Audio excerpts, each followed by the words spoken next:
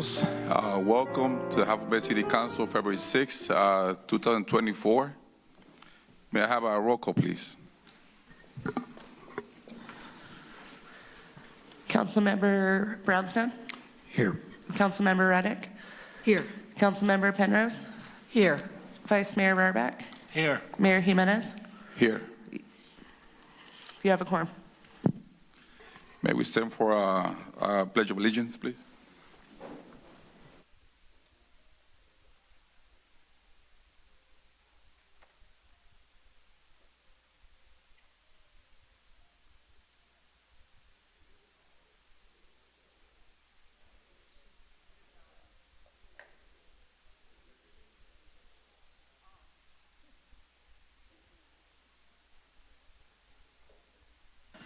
Thank you. We have our approval of the agenda.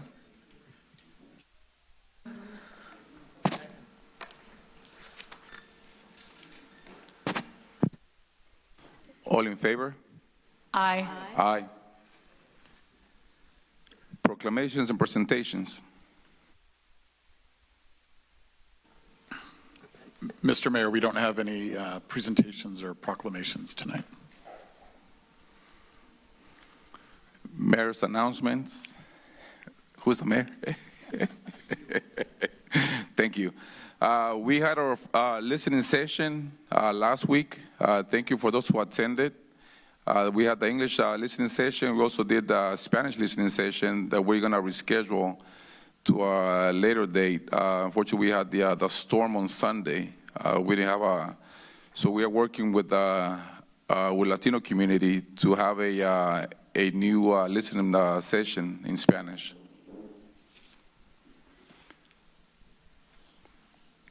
And that's my announcements.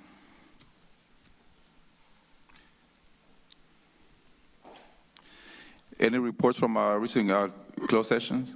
Thank you, Mr. Mayor. The council did meet in closed session prior to this evening to discuss one matter of existing litigation, the case of City of Half Moon Bay versus Granada et al. The council took no technically reportable action, but did give procedural guidance to council to potentially pursue some judicial remedies related to a stipulation.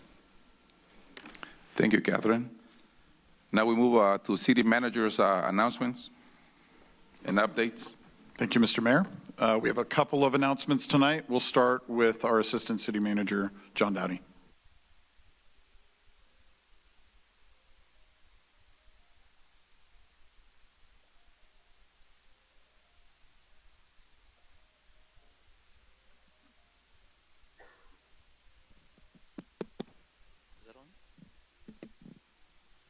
Sorry. Thank you, Mayor, council members. John Dowdy, Assistant City Manager, with me, Luisa Mejia. And we're here to talk about something that needs to be turned on. That's near and dear to all of our hearts, which is pickleball. If you'll recall, I had it. Here we go. Is when we met a few months ago and talked about pickleball, one of the things that the council asked for, and which was reaffirmed by the Parks and Rec Commission, was that we would take a look at how do we introduce pickleball to a broader audience. Our staff and recreation have done, I think, a phenomenal job. They've created the Pickleball Academy in response to that. What this does is provides 4 different scenarios for different classes, and it also allows for private lessons. And at this point, we've had 70 people register for those classes, which just started last week and first week of February. Those again are running at this point February 10 through March 30th. They're also available for Thursdays and Saturdays, those private lessons.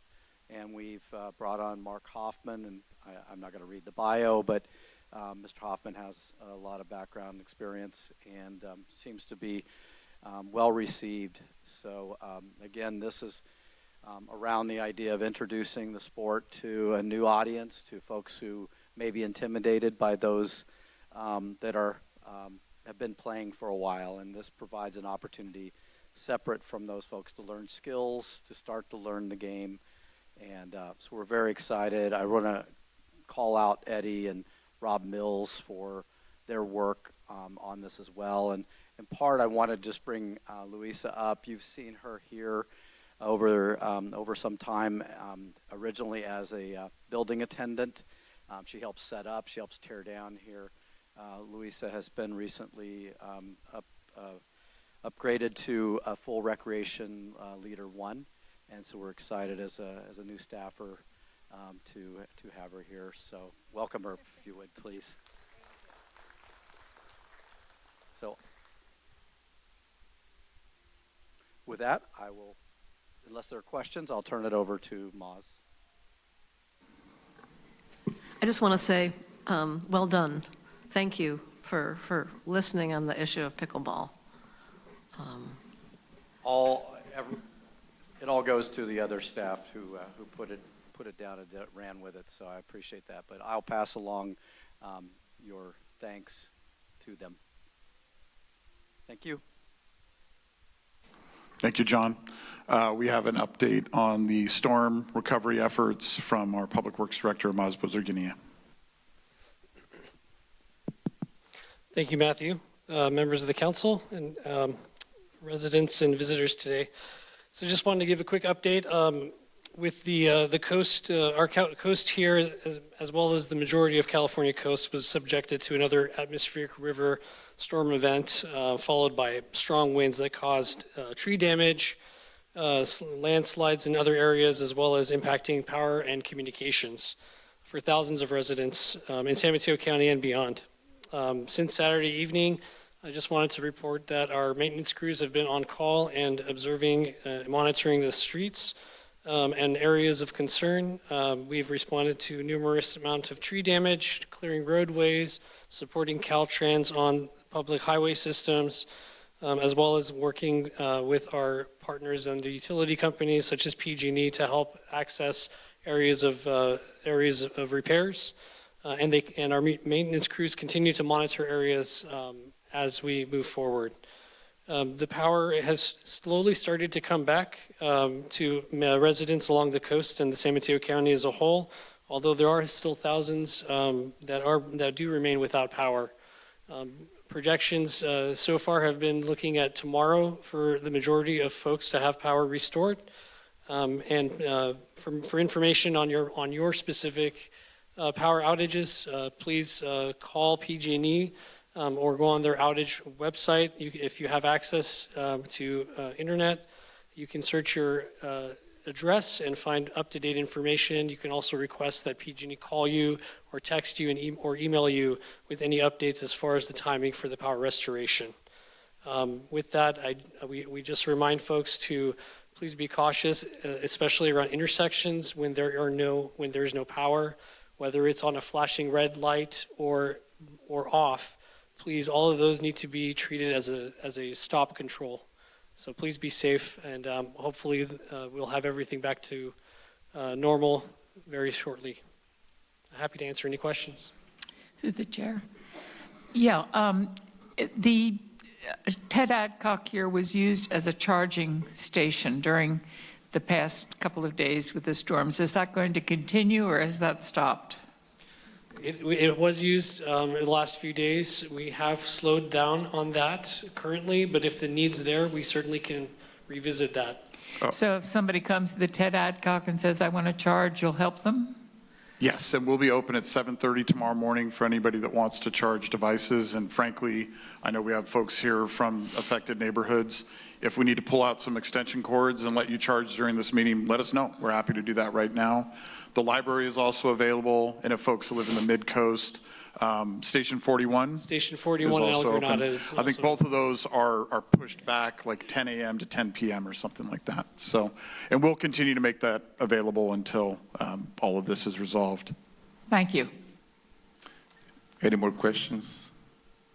I want to say thank you. I saw Highway 1 with no lights. In some of the traffic that are in the local, there was speeding through the stoplights. So we have to be careful. Not everybody's local. Not everybody knows that we have stoplights on those intersections. So make sure, that we stay on top of that. And also, there was a social media was available in the community, but we need to have that in Spanish as well. I know there was we offer the community center for a charging station, but it was not. We didn't have that in Spanish. If we can have that available, it'd be great. Thank you. Thank you. Can I also just share something? It probably doesn't need to be said, but I just want to remind everybody, we're all frustrated with the situation, and obviously there's some frustrations with PG&E. Just remember that the folks out there doing the work, doing the repairs, working, a lot of those are coastside residents that have probably not slept in several days. They're working extremely hard. So just be patient with them. Help. I think, again, I'm seeing lots of nods. People know this, but just remember, they're not the decision makers. They're out there trying to help you. So just remember that, and let's treat them with kindness and recognize them for the great work that they're doing. Thank you, Matthew. We move on to our public forum. Joanne Rokowski.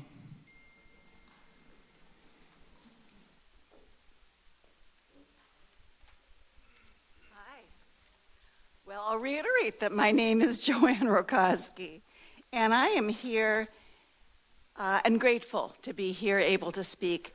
And I'm speaking in favor of the proposed rent control and residential rental registration, which I know currently is 1D on the consent calendar, which is why I'm commenting now. First, I believe in the need for data. In order to craft a package of fair rent control ordinances, the city needs to know, beyond anecdotal information, the realities of current rental situations. So without data, I cannot imagine a way to determine what housing policies are most appropriate for the tenants and landlords in Half Moon Bay, and to then craft a package of rent control ordinances that are fair for both tenants and landlords. And furthermore, these data will help the city know what kinds of resources are going to be needed, both to educate and to protect renters and landlords in the future. So I am in strong support of this ordinance as a beginning step. Thank you. Thank you, Joanne.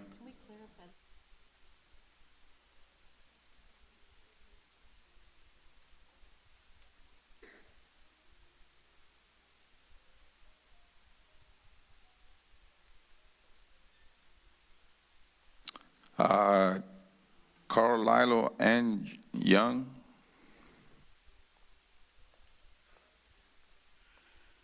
Hi, I came here from Carlisle and Young, Moss Beach. Power's still out, so I usually would attend via Zoom, but I couldn't because I couldn't get my internet going. And I decided to leave my cold igloo to come down and make an announcement. As many of you have likely received your ballots and your voter information guide, and I guess soon that you'll be getting all the glossy color brochures, but just wanted to let you all know that please mark your calendars for January 25th here from 3 to 5 at the Ted Adcock Community Center in Half Moon Bay. February.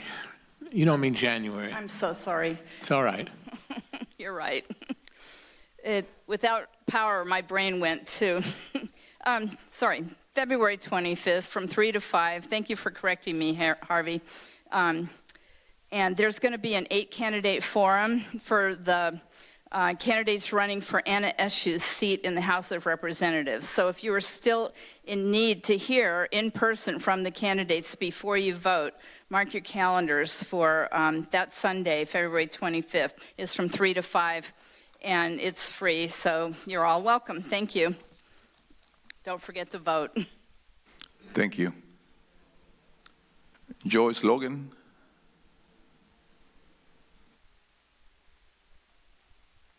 Good evening, everybody. Good evening, everybody. It's good to see people.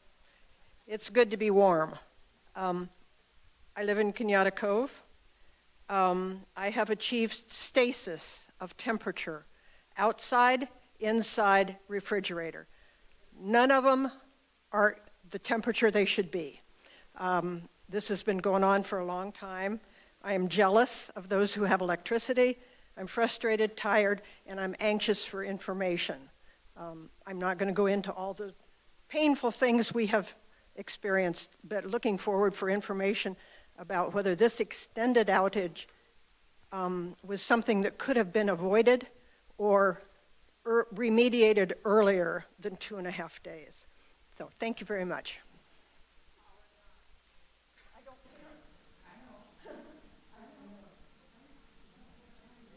Thank you. Mariah Grigoriev.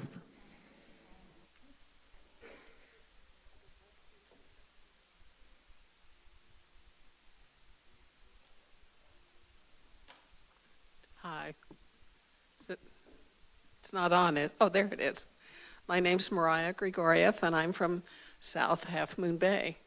You know, Sunday morning we woke up, well, not woke up, we were up when we had the beginning of our 4th power outage since Christmas in our neighborhood. And now it's been going on for more than 3 days. You know, it upends your life when the power's gone. All your plans for that day are gone.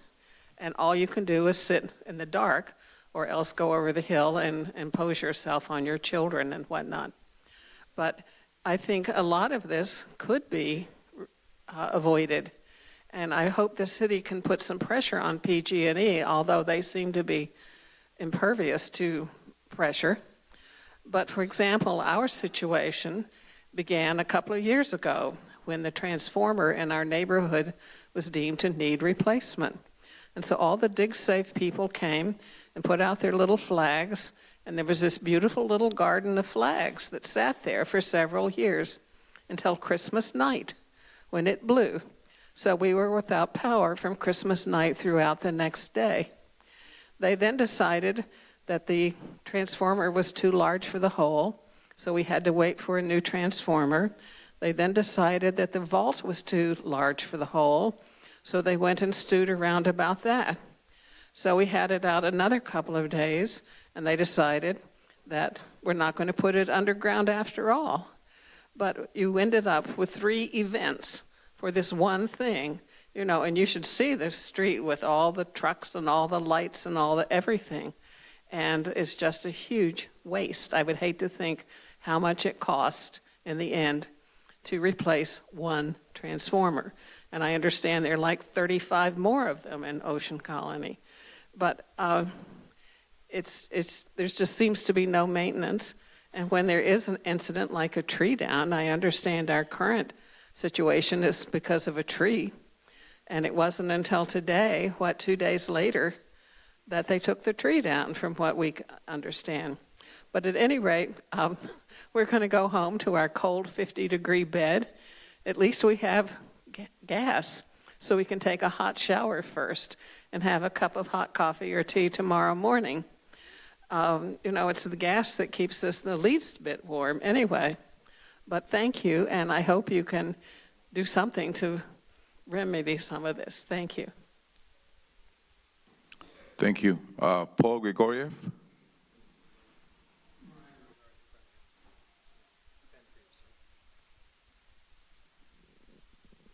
I'm the number 2 Grigoriev speaking to you tonight. Good evening, council members and Mr. City Manager. It's time that we got to the bottom of this.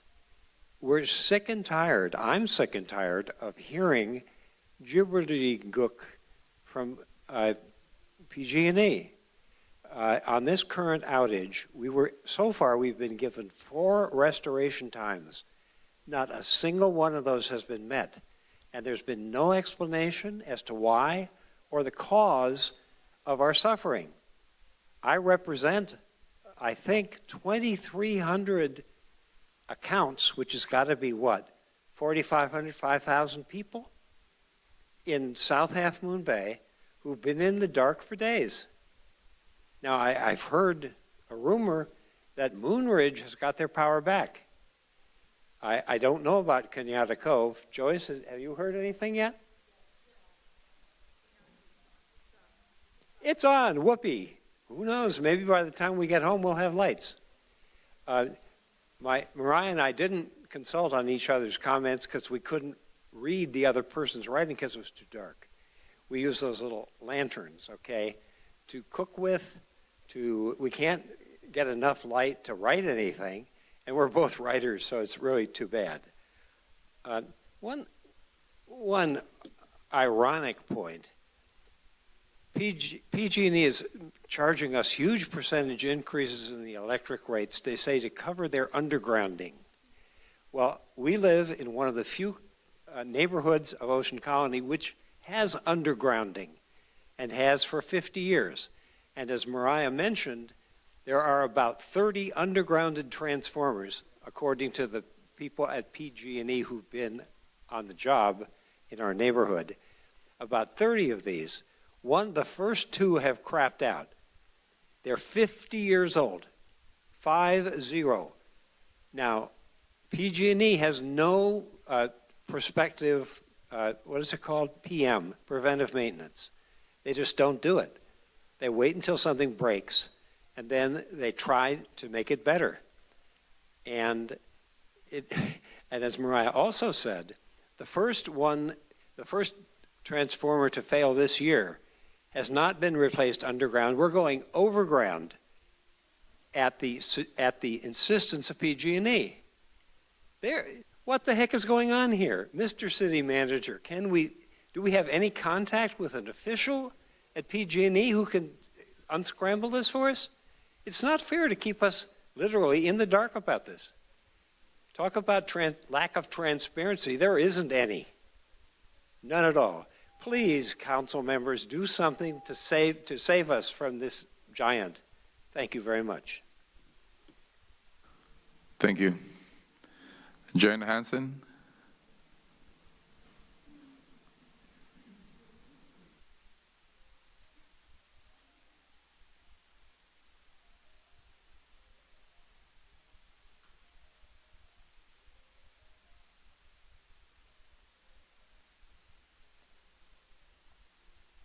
So I just got some good news. Kenyatta Cove power is back on.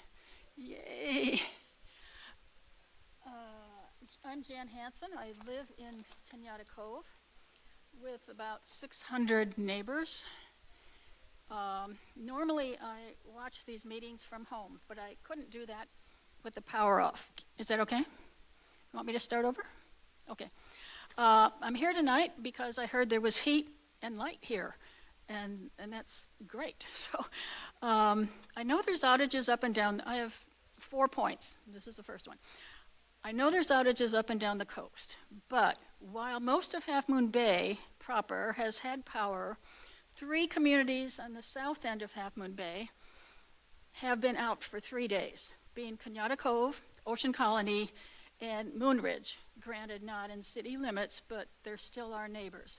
Point 2, probably the most important. In several ways, these 3 communities are especially and disproportionately vulnerable to power outages. Many are senior citizens who have health and mobility issues. They need to refrigerate their medications, they need to use medical devices, etc. Also, many of these people live on fixed or low income. They can't afford to eat out or replace spoiled food or buy or even rent generators. Also, regardless of income level, many have lost communication by phone, text, and email. They can't reach family, friends, support services, etc. for 3 days. We're all at increased danger from falls or other accidents due to dark sidewalks, streets, intersections posing risk to safety. City and the sheriff and CHP have made big progress on that in the last 24 hours. Point 3, I understand the city staff has been working with PG&E and other entities to deal with the current crisis. But going forward, I hope staff and council members can continue their efforts to put these 3 South End communities on a par with the rest of Half Moon Bay so that we alone don't lose power when the rest of the city still has power. Point 4, I realize this is a complex problem with many causes and variables, and I certainly do not know an easy solution. But I do know, and I have seen some of the consequences of this prolonged power outage on some of our city's most vulnerable populations. Just today, my next door neighbor had a defibrillator placed in his heart after he carried a big panel that blew off of my carport back to my house. This is not good. I would strongly encourage the council and staff to continue their efforts to minimize the health and safety impacts, financial impacts, and communication impacts of these power outages on the South End communities and on all the residents of Half Moon Bay, because I don't want to continue eating peanut butter for dinner, even though I have had for dessert every night Nutella hazelnut chocolate spread. So thank you, keep up the good efforts. Thank you for your comment.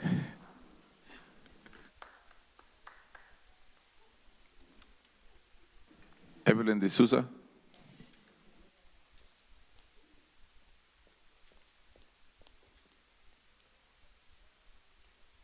Good evening, Mayor Jimenez, Matthew Chittister, City Council members, city staff, visitors. Can you move the mic just to, yeah, there you go. Okay. City Council members and residents.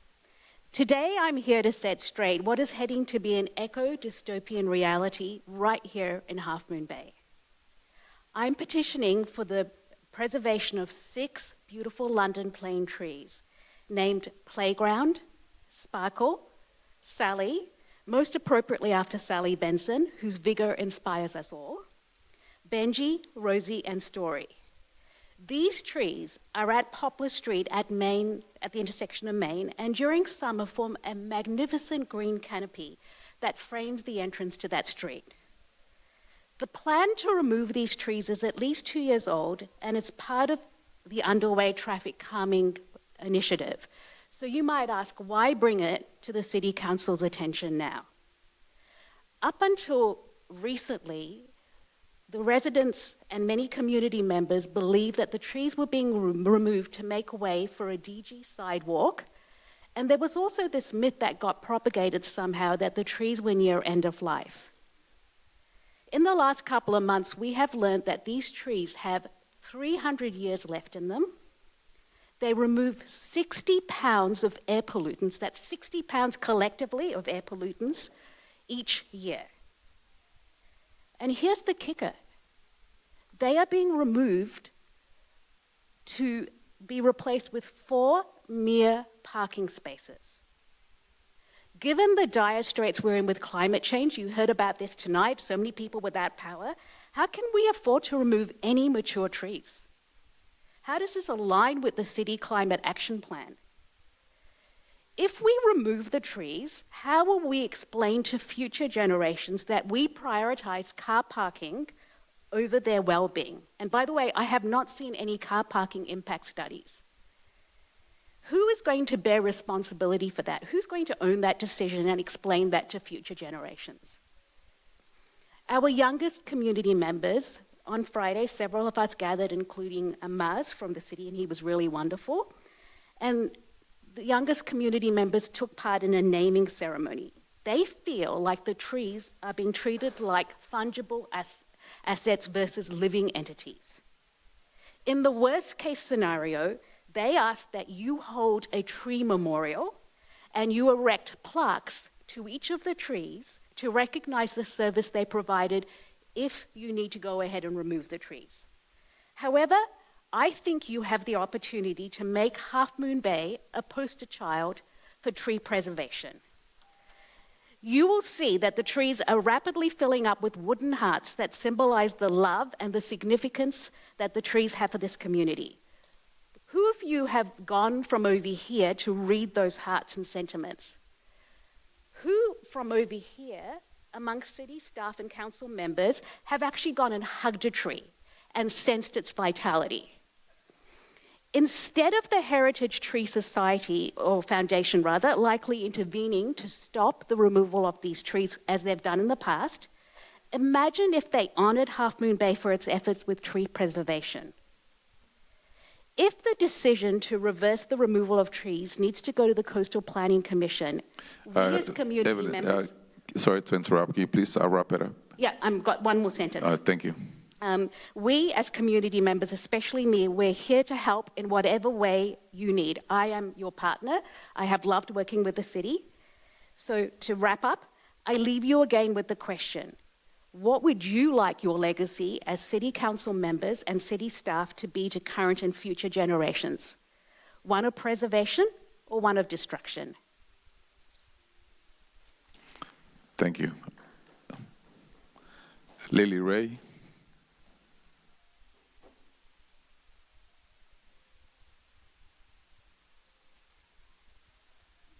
Hi, I'll be very quick. I'm Lily Ray. I'm a proud board member at ALAS, and I wanted to take just a minute to talk about 555 Kelly, which is the affordable housing project that ALAS has teamed up with Mercy and the city to make the senior farm worker housing. 2 weeks ago, Julian Castro, who is now the CEO of the Latino Community Foundation, paid a visit here, and we were able to show him a number of things here in Half Moon Bay, but specifically 555 Kelly, and he was very excited about it. As many of you may know, he was the head of housing and in President Obama's White House, so he has a lot of experience with housing. He was very excited about 555 Kelly, specifically because it was something that he hasn't seen, that kind of a project somewhere, and he's excited about seeing it as a model for the rest of the country. So I want to thank the city really for your, and Deborah Penrose came out that day too, so it was nice to see you there. So anyway, it's very exciting, and I'm very proud to be part of that project, so thank you. Thank you. Have any comments? Any more comments?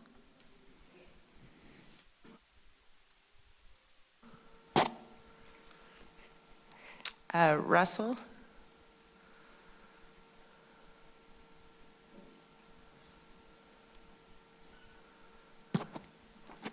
Yes.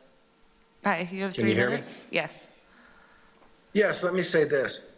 When I raised my hand, I did not know that my neighbor up the street on Poplar was going to speak about her trees. But she is absolutely right. There is no reason to remove those trees. To do so would be murder. They're beautiful. They enhance the entire neighborhood.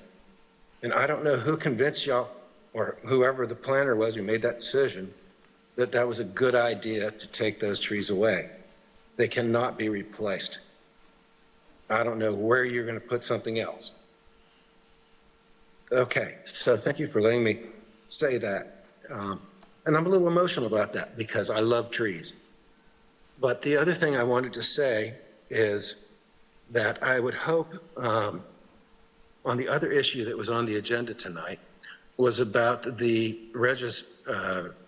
registration and the information that needs to be given to the city. And some of it seems to me kind of intrusive. Name, mailing address, phone number, and email of the landlord. And then it says that that is all going to be made available to the community. So my request, or kind of a question, but a request and suggestion, is that if it's made available to the community, because I think this information is somewhat intrusive, that it not be in this sort of a personal information or identifiable information, but that it be anonymous.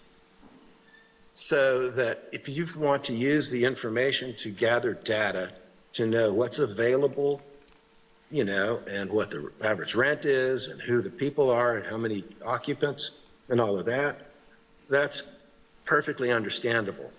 But otherwise, it seems like it's designed, I don't know, not just for information, but for enforcement or harassment or retaliation. And unfortunately, in this day and age, some people use that information to wreak havoc or harass or intimidate.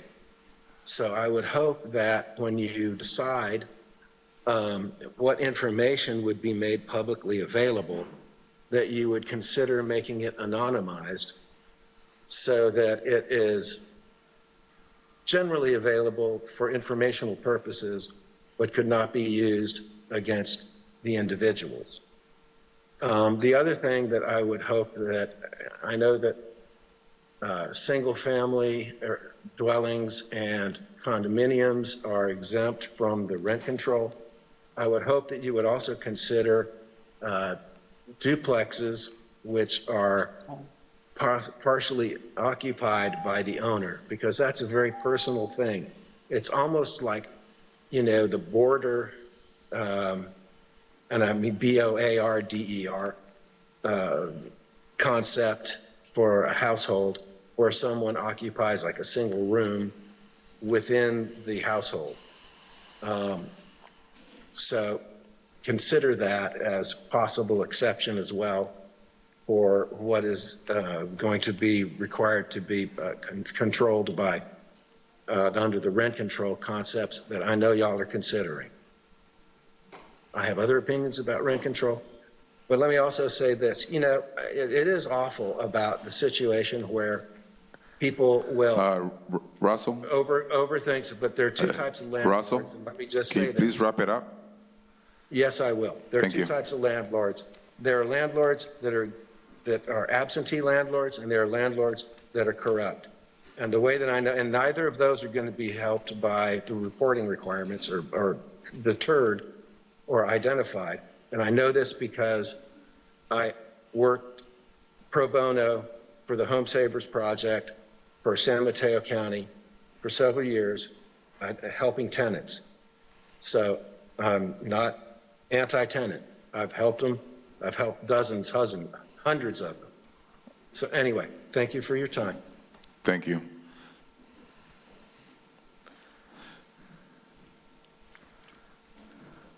Juana Rana. Señora Juana, ¿su comentario es sobre el control de renta o sobre qué es su comentario? ¿Sí me escucha? Sí, ¿sobre qué es su Sí, comentario? buenas noches. Buenas noches, sí. ¿Sobre qué va a comentar? ¿Puedo comentar lo que sobre la electricidad y sobre las viviendas? ¿Lo puedo hacer? Sobre electricidad, sí. Si es sobre control de renta, está en la parte de la agenda, en el 2A. Ok, entonces voy a comentar sobre la electricidad. Está bien, gracias. Gracias. Ok, gracias Víctor por ayudarme a traducir. Muy amable, buenas noches a todos. So, thank you, Victor, for interpreting for me, and good evening to all. Viví por 20 años aquí en Harmon Bay. So I've en la lived calle here in Half Silver, Moon Bay for 20 years. y tengo de septiembre que me fui para el Granada.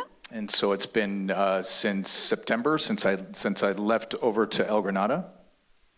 Y en casi 20 años que viví aquí en Harmon Bay, 2 veces se fue la luz. And en 20 años. In the 20 years that I've lived in Half Moon Bay, only a couple of times have we lost power. In the 20 years.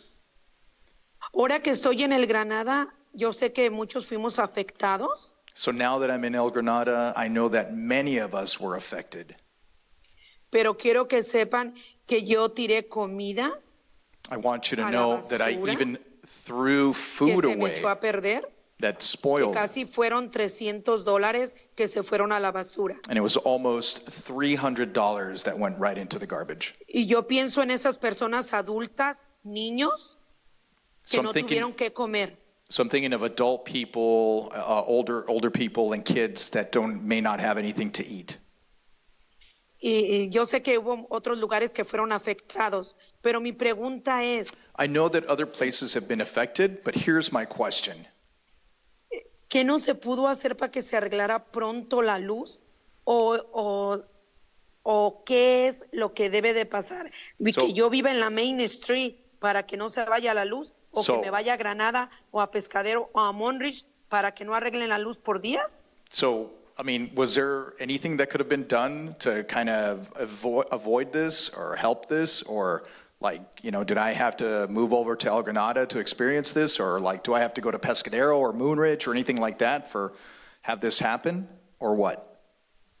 Sé que mi dinero no se va a regresar, ni para mí ni para esas personas que perdieron comida. I know that no one's going to give me my money back, not for me, nor for the people that have lost that as well. Sé que es mucho trabajo para el PG&E, I know it's a ton of work for PG&E, pero debemos de estar preparados para la siguiente vez. but we should be prepared for the next time. Yo respeto mucho y sé que varias personas que me están escuchando, So respeto mucho los árboles, I respect all people here and, that are listening to me, and I do respect the trees very much. siempre lo he dicho, ¿por qué los árboles cuando vas por la 92 por el 1 están juntos con los cables? So I've always asked myself when Es I'm driving normal. down Highway 1 or 92, why the trees are really close to the wires. Like, is that normal? Que alguien me explique eso porque yo no lo entiendo. So I Sé don't que no me lo van a understand. decir. I know you're not going to tell me, but have somebody explain this to me. Así que solamente le quiero pedir a ustedes que están ahí sentados que en ustedes confiamos para que para la siguiente vez que se vaya la luz podamos hacer algo. So I want to ask you all that are sitting there, next time the power goes out, to help us out, do something. Gracias, Víctor, y gracias a cada una de las personas que me escucharon. Y si no hablé de la vivienda, pues será para la otra vez que hable de la vivienda. So thank you, Victor, and thank you all for listening to me. And if I didn't speak about housing, it'll be next time that I do. Gracias, Víctor, y gracias a todos. Thank you all. Gracias, Juana.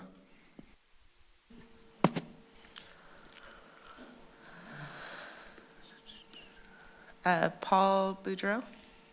Oh, Aaron. Here we go. Paul? Yes. Go Can ahead. you hear me? Yes.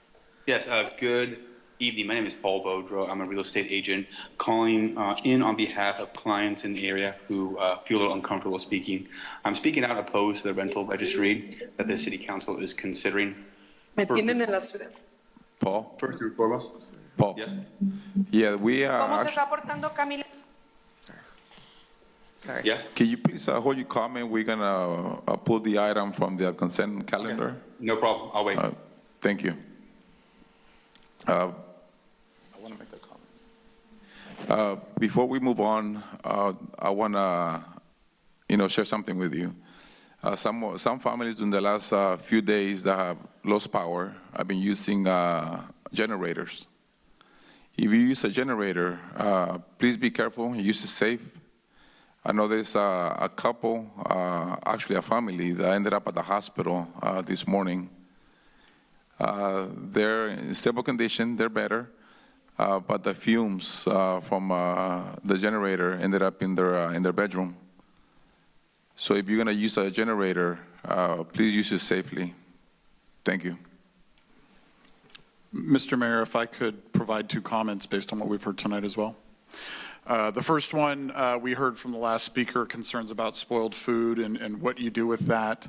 I am aware of programs that PG&E has to actually provide some reimbursement to customers during power outages. We will gather that information and we will provide it to the community in all the ways that we can over the next few days, so that those of you who are affected can apply for that. And then to the broader comments that we've heard tonight about concerns about could this have been prevented? Could things be done differently? We don't know yet, but we do have contacts that I've been speaking with over the last several days at PG&E. We've talked to them in the past, but the last 2 years of storms have really created some evidence of the issue, as we see on a pretty constant basis our neighbors to the north and our neighbors to the south seem to be really vulnerable during high weather issues to losing power, whereas downtown Half Moon Bay seems to fare really well. And so clearly there's a systemic issue there that maybe could be resolved. So we've asked to meet with them to talk about that. They've agreed to it. I think ideally we would get somebody from PG&E to come with expertise to a city council meeting and speak to the community, hear from the community, and talk about ideas. And that's something we'd like to do fairly soon, so we will keep you all posted on that. But our hope is that we can work with PG&E to figure out why we're not an urban area, but there's a lot of population in these areas that are affected, and why can't we replicate what's happening in downtown Half Moon Bay and the rest of the coast side? So your council's concerned, they're thinking about it, we're working with PG&E, and we hope that through our efforts, and if we need to, our state leaders and our county leaders can put some of that pressure on PG&E to make some of those changes. So can't make any promises, but we are making those efforts, and we hope that it will be fruitful before the next round of storms. So thank you. Thank you, Matthew. Move on to our consent calendar. Well, council members would like to pull any of the items. 1D, please. Pull item 1D. Pulling item 1D, and wasn't there another item 1J? 1J. Okay, so I'd first like to move that we adopt all other items on the consent calendar other than items 1D and 1J.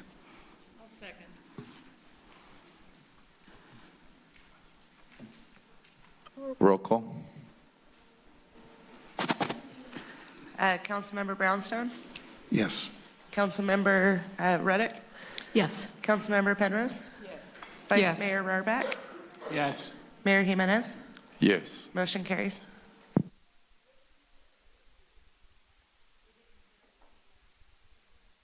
We pulled 2 items from the consent calendar. That was 1D and 1J. And we moved to accept the other items on the consent calendar.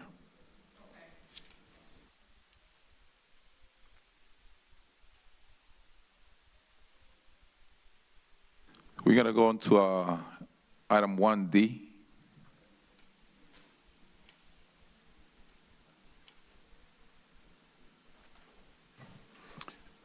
Mr. Mayor, we don't have a presentation for this item tonight because it's on the consent agenda.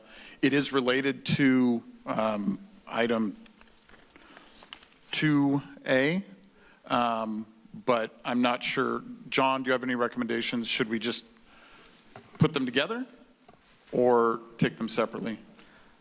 Okay. So it sounds like we'll just take public comment on 1D. John's available to answer any technical questions related to 1D, and then we'll take 2A in normal order later on in the meeting. Okay. Thank you.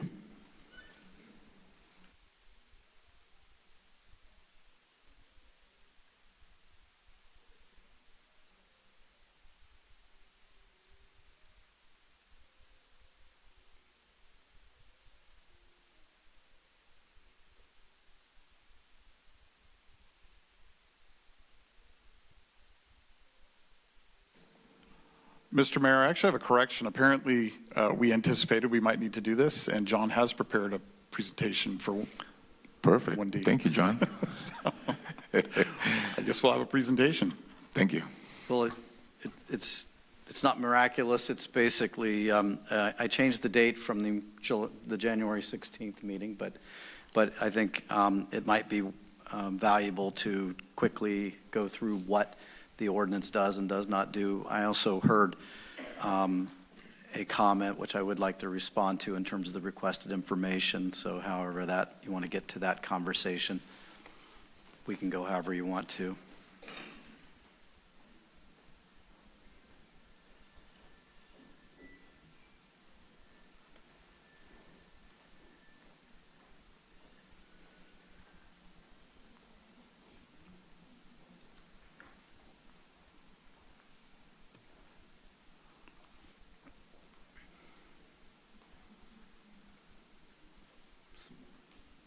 Sorry.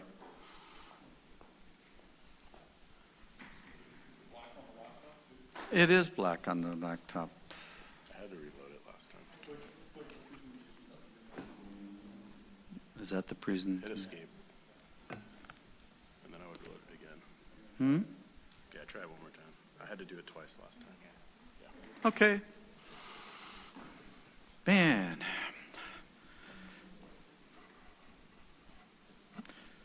Thank you, Mayor, council members, and I'll be brief. Joining me again in the second chair, Mike Noche. This item, which was introduced on the 16th of January, includes basically 4 actions, and those are creating a new Title VI called Housing, creating new housing definition specific, creating a residential rental registration, and ultimately modifying and creating a new chapter dealing with residential lease terms. Again, for the record, this applies solely to properties located within the city limits, not anywhere outside of city limits. Those are subject to rules of unincorporated San Mateo County.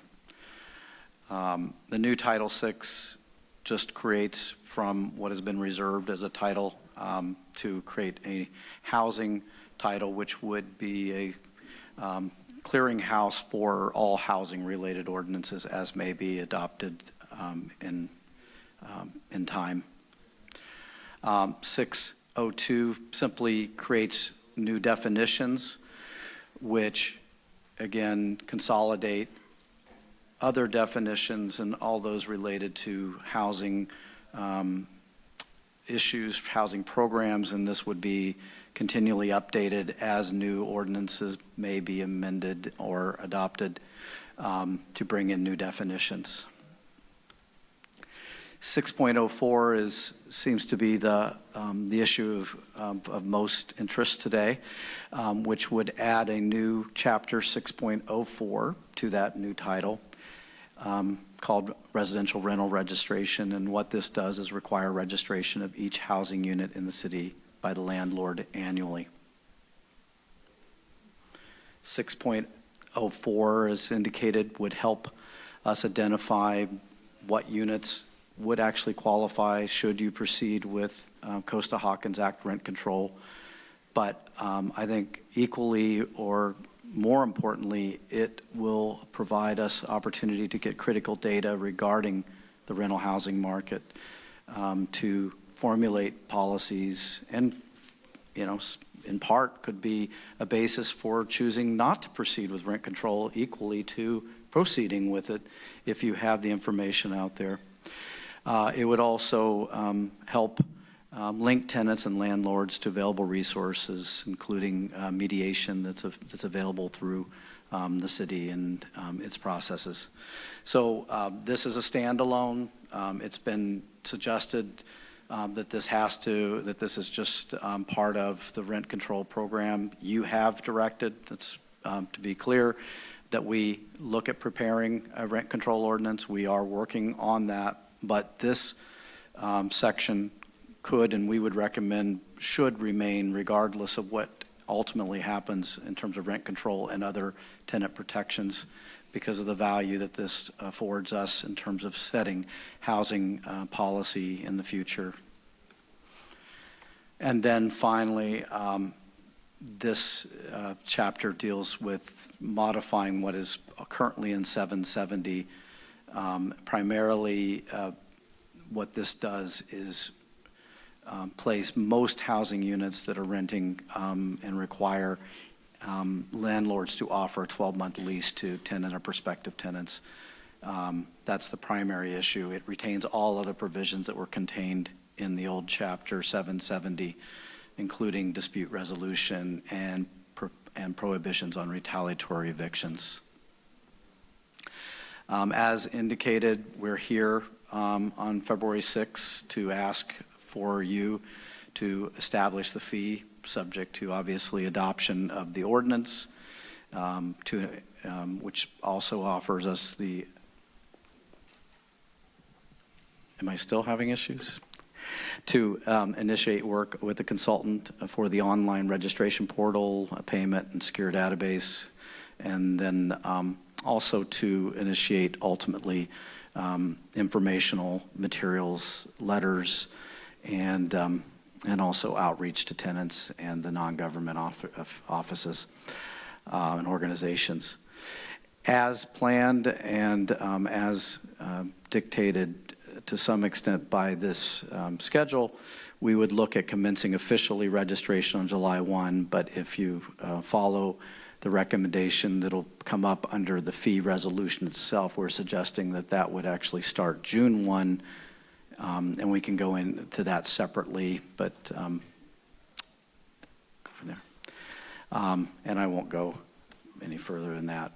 So one of the things, if I could, Mayor, just say I heard a comment that it indicated that the information that we were seeking was going to be openly available and provided to the world, and I think this ordinance goes out of its way to convey that information regarding very specific facts, including the name of tenants, the rent charged, and other such items would not be subject to disclosure, would not be available, and that information out there. Ownership is something that is readily available. If you want to know who the owner of the property is, it's available from the assessor's office and many other places.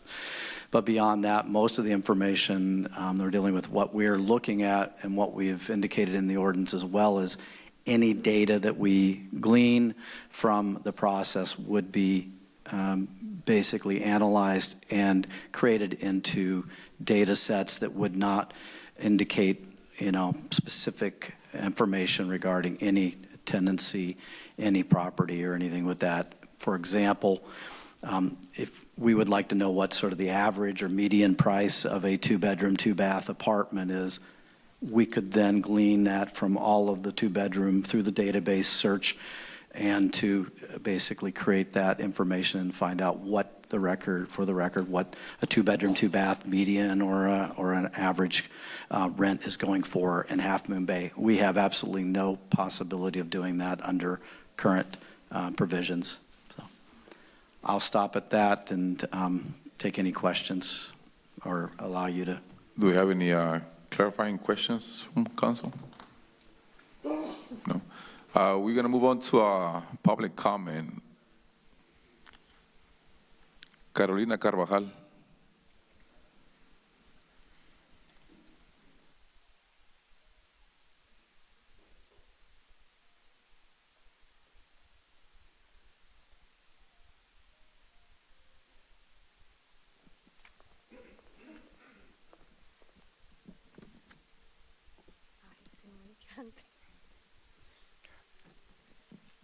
Muy buenas noches a todos y gracias por su tiempo. Good evening to all, and thank you for your time. Como ustedes saben, nuestra mayor prioridad en este momento para Half Moon Bay es una mejora en la vivienda, en la calidad de vivienda. So as you all know, the priority here, people in Half Moon Bay, is housing. Y realmente el control de la renta es algo que se necesita. And so really, rent control is something that is needed.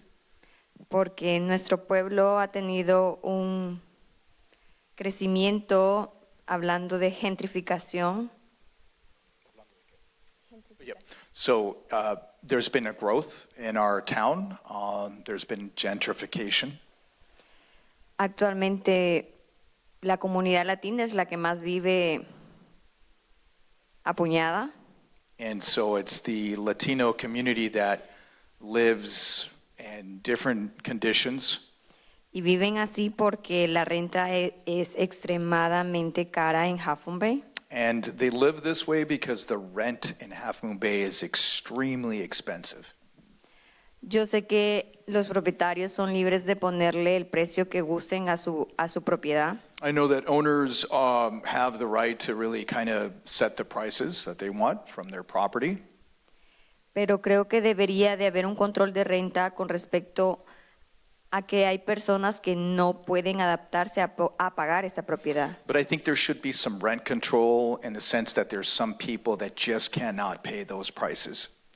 Yo sé que si ustedes ahorita se meten a la página de renta en Half Moon Bay, I know if you guys go into the webpage for rents in Half Moon Bay, hay apartamentos de 2 dormitorios, un baño, que cuestan 3,500. There's some apartments that you'll find on there with 2 bedrooms, 1 bathroom for $3,000. Y si aumentamos los cuartos, van de 4,000, 6,000, 8,000. And the more rooms these have, the increase in rents go up to 4,000, 5,000, 6,000. Y no es algo que me estoy inventando. And I'm not making this up. Es algo que está ahí, ustedes pueden revisar el internet. It's there. You guys can take a look at it for yourselves on the internet. Yo sé que muchas personas dicen, ¿por qué no viven como vivimos la mayoría? So a lot of people may ask, like, why don't they live the way that the majority of them live? Una familia en una sola casa In other words, one family in one house. sería lo justo, That would be the just thing, pero no lo podemos pagar. but we can't afford it. Y sé que muchas personas que trabajan en la comunidad, And I know a lot of people that work in the community, incluso para ellos es excesivamente caro eso. including for them, it's really, really expensive. Necesitamos algo que rija el modo de cómo se debe de cobrar la renta, que sea adecuado al bolsillo de la población. So we need something that will kind of give a format as to how the rent is going to be established for people in the community. Sé que muchos tienen miedo de que su propiedad sea dañada I know a lot of people are afraid that their properties might be damaged o que su información sea divulgada, or, their information kind of let be known. pero creo que con respecto a eso es con lo que más debemos de tener cuidado, y yo apoyo de que se debe de guardar en privado la información de So los I, for renteros. one, actually support like the privacy of people and kind of keep that information guarded. Siento que si nosotros estamos tratando de jugar este juego con por la ley, So I think if we're getting to this, playing this game that, according to the law thing, es porque todos queremos cumplir las reglas. it's because everybody wants to play by the rules or abide by the law. Si ustedes con el control de la renta encuentran propiedades que sean apropiadas para nuestro bolsillo, So if you all find some properties that would be, in accordance to our budget, crean que la comunidad latina tratará de cumplir la ley, believe me, the Latino community would abide by the law. porque realmente necesitamos viviendas en estos momentos. Because in this moment, we really need housing. Muchas gracias por su tiempo. Thank you very much for your time. Gracias, Carolina. Rocío Ávila.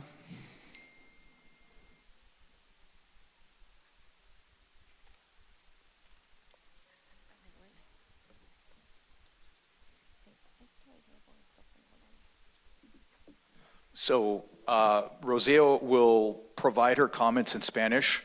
Once she is finished, I will go ahead and provide the interpretation into English. Buenas noches a todos. Yo estoy a favor de un control de renta y protecciones a arrendatarios. Nosotros estamos conscientes que no todas las personas que rentan su unidad son aprovechadas de las personas que rentan. Queremos que haya un cambio positivo para ambas partes. Ambas partes, renteros e inquilinos. Tengo algunas preguntas también. En el caso de que la ordenanza se apruebe, ¿cuáles son los requisitos para los propietarios y los inquilinos? En primer lugar, los propietarios solo necesitan registrar su unidad y proporcionar el nombre de los inquilinos que residirán allí. Además de eso, ¿qué más se les pedirá a los propietarios e inquilinos? Mucha gente dice que el control de renta puede limitar nuevas ofertas o oportunidades de viviendas y limitar a los propietarios de actualizar viviendas asequibles de calidad. En este caso, ¿cuál es el plan de la ciudad por si esto sucede? ¿Cómo van a ayudar a las familias e individuos que han vivido en la ciudad por años y se les dificulte encontrar vivienda?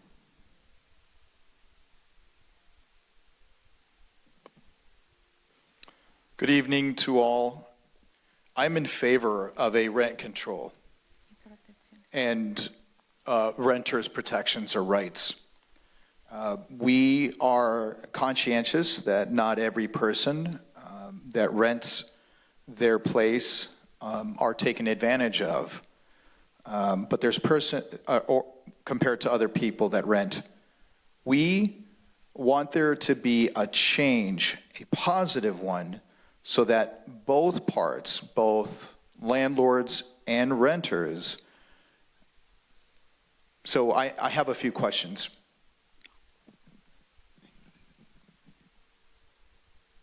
In the case of this ordinance, if it's approved, what would be the prerequisites for both landlords and renters?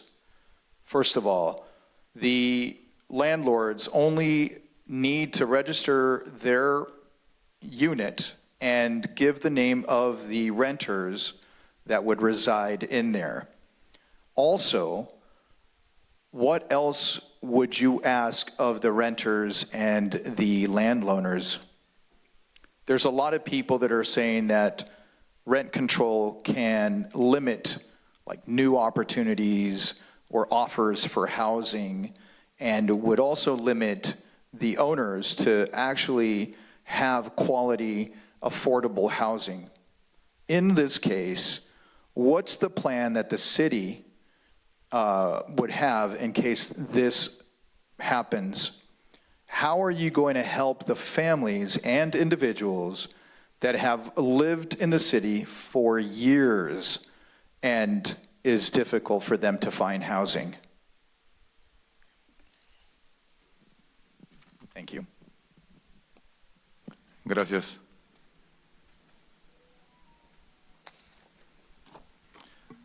Nancy Stern.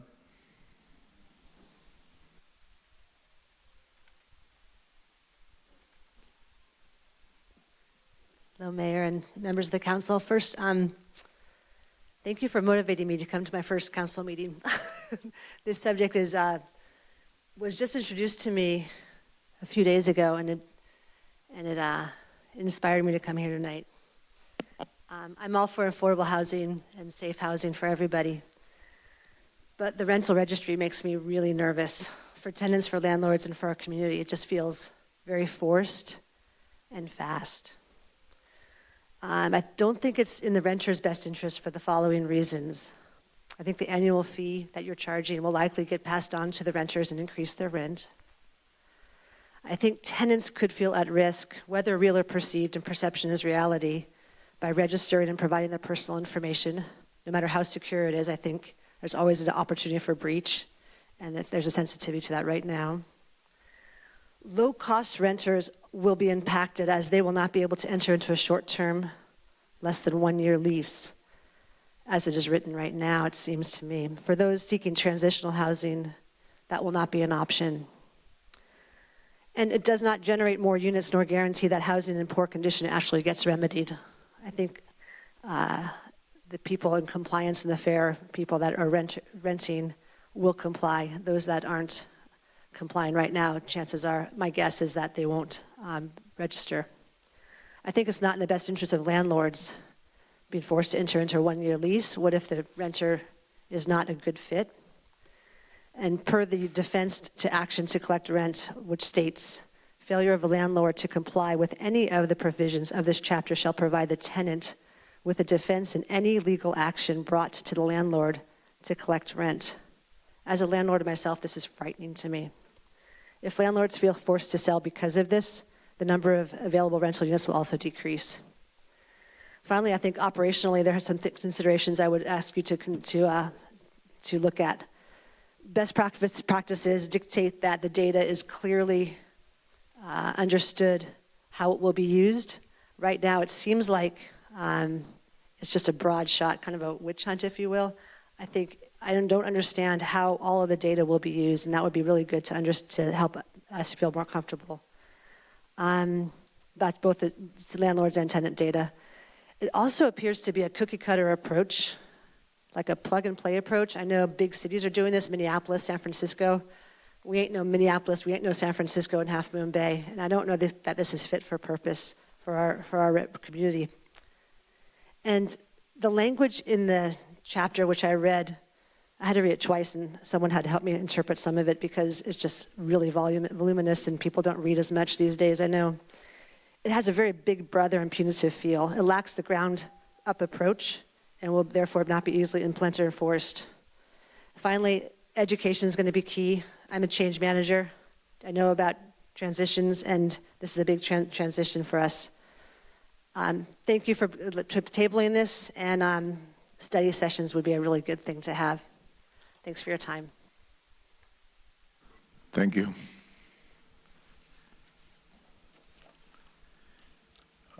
Jeff Crofton.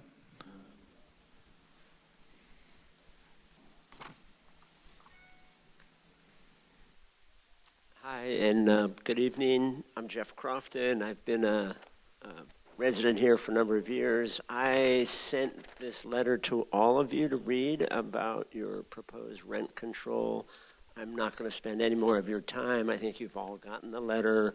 And my main question is, what's next? You've tabled it. You know, where do we go from here? Are you going to give us more time to investigate and find out what your plans are? So if you could fill us in on that real quickly, that would be very helpful for me. Thank you. Thank you. James Sutro.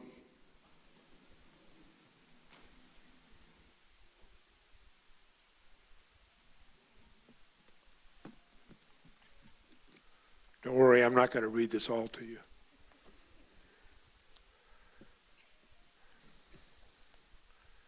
The Swedish chairman of the Nobel Prize on Economics, Nobel Prize Committee, rent control is the fastest way to destroy a city other than bombing.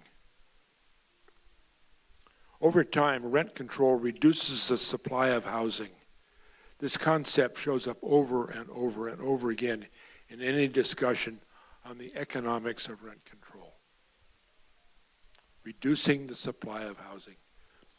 Forbes magazine called rent control one of the worst economic ideas of the 20th century. Rent control turns tenants and landlords into adversaries. My wife and I are relatively successful as property owners and managers, largely because we openly and warmly appreciate our tenants. We believe in unity, not diversity. It's in the name of our country. That's what we said the pledge to the flag of the United States of America is unity. It's all about incentives. You get more of what you encourage and less of what you punish. Our housing crisis is a direct result of a system that imposes a punishing level of regulations and fees on builders and developers, and now on landlords. It will result in fewer properties for rent. When you have fewer, you got more people, more demand, less product, price go up. In your whereases, page and a half of them I should note, you specifically note an acute rental housing shortage, but you make no effort to alleviate that shortage. Simple laws of supply and demand create high prices, and squeezing rental property owners will not add supply. And in the very next whereas refers to the cost of rental housing. Most of the component of housing costs are out of the control of landlords. Property taxes, interest rates, utilities, permit fees, inflation. There's a few others too. You represent the government, but you're not making an effort to manage these costs, only the owner's return on investment. Property taxes alone on 2 of my buildings are over $1,000 a month. Interest rates are almost 7%. These costs are totally out of my control, and they mandate rental rates in the $4,000 to $5,000 a month range. No way we can make it affordable at that kind of rates. But those are market. That's what we're working with. I believe you all are intelligent people. I hate to stop there. but evidently you have little or no personal experience managing rental properties. We're buying into a fallacy. We elected you to guide us into building a better community. With this legislation, you're driving us into a swamp. One of the great mistakes is to judge policies and programs by their intentions rather than their results. We're going to be watching. Thank you. Pamela Dorr.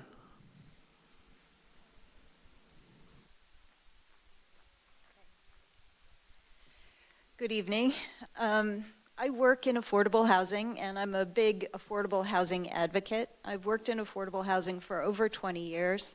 I'm a HUD certified housing counselor. I run a community land trust that brings equity to communities. I'm against what you're doing, and I want to explain why, because it's really important to me. I support producing new units. I support preservation of units, and I support protecting tenants. This does not do that. The ordinance does not produce units. As a matter of fact, it decreases the supply of units ultimately. We won't be preserving units, and we're not going to be protecting our tenants. This ordinance exposes vulnerable tenants by collecting information you're saying you're not going to use. If you don't need it, don't collect it. All the data you're asking for is currently available to you from other sources. You don't need to use your affordable housing dollars to pay for this, collecting additional fees from landlords, which is going to get passed on to tenants that can't afford this. None of this makes sense. That data is available to you. I can look it up on Craigslist. I can look it up on Zillow. I can look it up on the assessor's office. That aggregate data is available to you now through the housing authority. This information is not something you need to collect in detail and then somehow not share. You're altruistic. I can tell you want to make this better. The next group of people that take your jobs and protect us may not feel that way. And that data may not be as protected. I'm nervous about what you're asking for us to provide. I think ultimately these increased costs get passed on, and it poses undue burdens without having any defined upside. It makes me nervous. What should happen is the staff be directed to put the new housing bills that have passed into effect to streamline production and protect tenants now. We need this. The most important one we need to consider is Assembly Bill 1033, the conveyance ordinance. That allows you to sell a main house and an ADU separately, decreasing the cost of affordable housing, not increasing density that's already allowed. And it allows you to do that as a condo. You don't have to pay high costs associated with the tenants in common any longer. And your tenants can move to ownership with only 3% down. Those are changes that make a big difference. Support Bay Area Housing Finance Authority so you get the subsidy to add to decrease those costs, and you'll provide housing to folks earning less than 50% AMI. They can move from tenants to owners. I really urge you to make a difference. Make these changes. Thank you.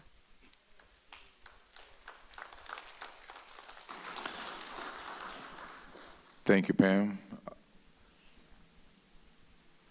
Sora Bueno.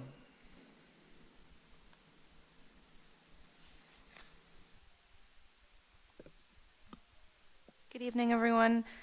I had a note written out, but I just wanted to say I couldn't agree more with the individuals who have previously spoken against rent control, and am also interested in being updated on what happens now that it's been tabled.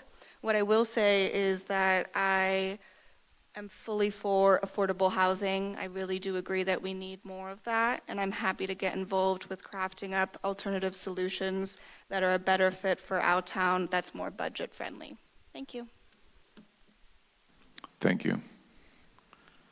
Frank Vento. Thank you, Mayor, staff, and city council members. Still out of power in Pescadero. As far as the rental registration, thank you for tabling it. I look forward to hearing what problem you're actually trying to solve, or if we're just trying to appease the community based on the issues that we had last year with substandard housing that came to light after the shootings. We can't fix a lack of housing by imposing more rules on current housing. The county just, I believe, bought 50 acres down here south of town that is going to turn into housing. I'm not sure how long that's going to take. Sounds like 555 Kelly is going to be housing. That's going to fix the problem.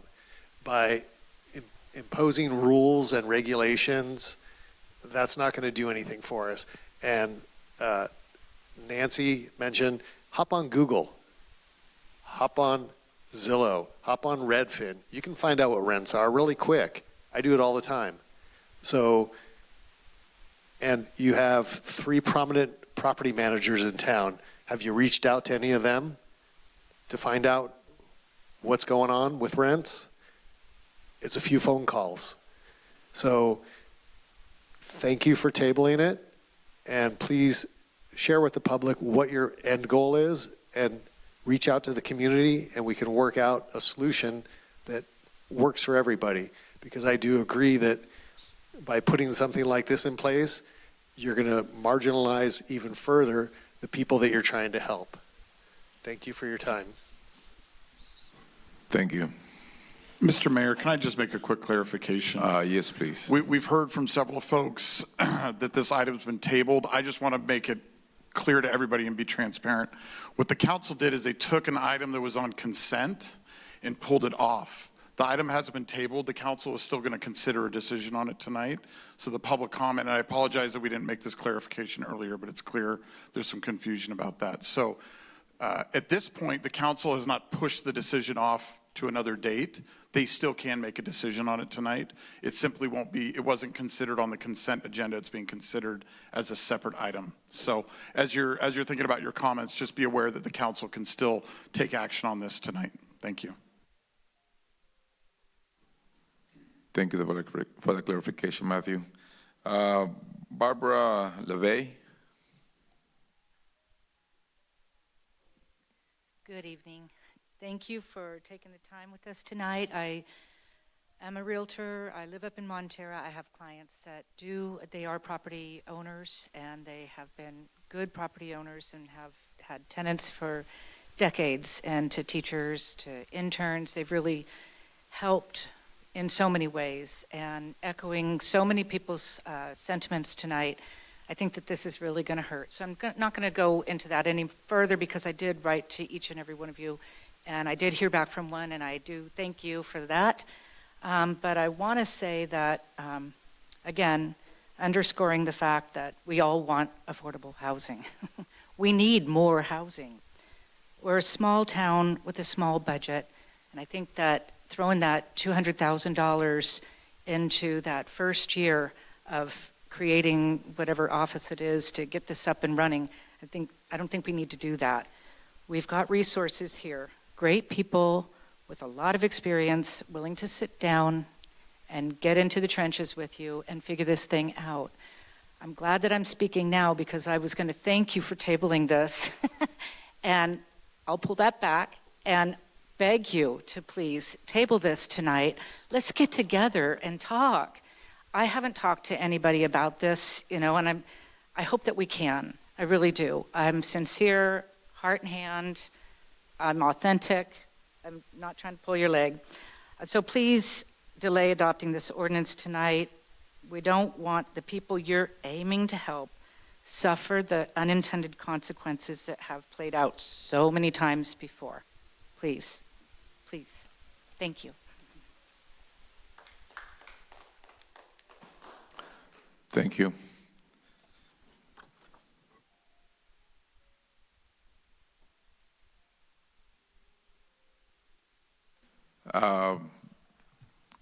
apologies, I don't know, said that first name, but last name is the Stoneby, I believe.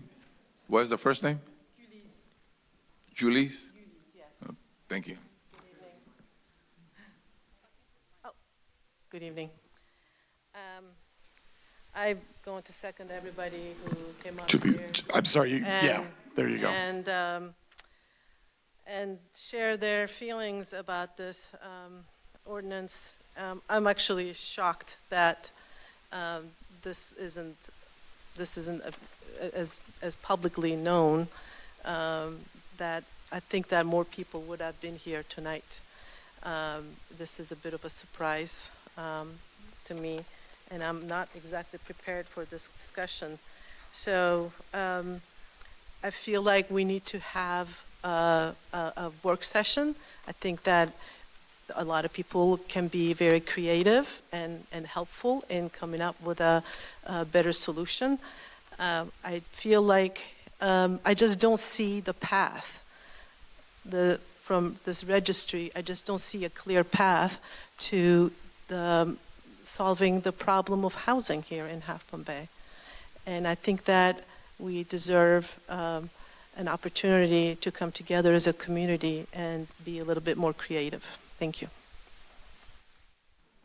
Thank you. Carlise N. Young.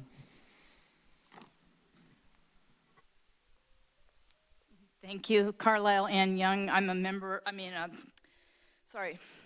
resident of Moss Beach, but I have a friend who lives in Moss Beach. She just lost her husband on December 27th, and she owns 3 properties within the Half Moon Bay jurisdiction. One is you collect, having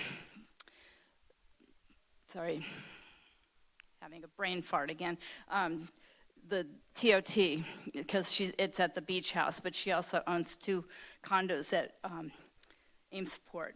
And she's concerned. She couldn't make it tonight, but I told her I'd come and listen. I probably wasn't going to say anything, but I was only able to read on my tiny little screen the agenda items, so I picked up the book that was over there and read through it during the rest of the meeting. And it's very vague, if you ask me. First of all, and I'm asking this before you, I know you're going to either maybe pass it or postpone it tonight, but I couldn't see anywhere in there any language that said whether or not this took into effect or was trying to overwrite the state law, Tenant Protection Act of 2019. And also, Costa-Hawkins makes single-family homes and condos exempt, so maybe my friend doesn't have to worry since she owns 2 condos down here. But it didn't say anything about that really either, whether condos and single-family homes are exempt. And there's also, I've many years worked in the city as a realtor, and a lot of landlords got fed up with the huge rental situation they have there, and they took their homes off the market under the Ellis Act. So I would hate to see you have a reverse effect than what you want. Because I've listened to many of your city council meetings in the past, and my heart is bleeding for the people that are out here asking for affordable housing. But this kind of thing that you plan to enact, it seems like it's more for data collection and dispute resolution. I don't think it's going to create affordable housing. If anything, it's going to add to the rents because of the fee you're going to charge. And the city must build more affordable housing, but to ask sellers, or landlords, shall I say, not to charge market rate, how can you do that? You know, they're going to charge market rate. That's how this works. You know, you look up, you get a comp, you find out, oh, that's a 3-bedroom, 2-bath. I'm going to charge the same price they charge, or a little more because mine has a pool or whatever. But, you know, I listened really hard to Carolina and Rocio, and I think I've heard them speak before when I listen in on Zoom. And I just don't, I think they hope that they're going to find a magic pill, but I don't think this provides that for them, and I think they deserve affordable housing. But I also think everybody, including myself. You know, I'm a senior, and my property tax bill goes up every year, and I've got to still pay it. So that might keep me not staying in my home. And I think that it's pretty important that you guys maybe pull back on this and look into the TPA from 2019 and the Ellis Act and the Costa-Hawkins. So thank you very much. I hope you can resolve it to everyone's benefit. Thank you. Shauna Pickett.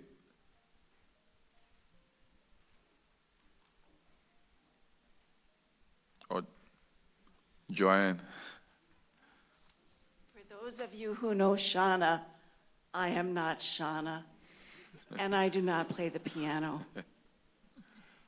I'm Joanne Rokoski, and she asked one of us to read her words because she was unable to come tonight. She's busy cooking a meal for her neighbors of all the food that started to defrost while her power was out. At any rate, these are her comments. She addresses it, of course, to you, the city council members and city employees, and says that she cannot attend in person but is writing to support the rental registry on today's, at that point, consent calendar.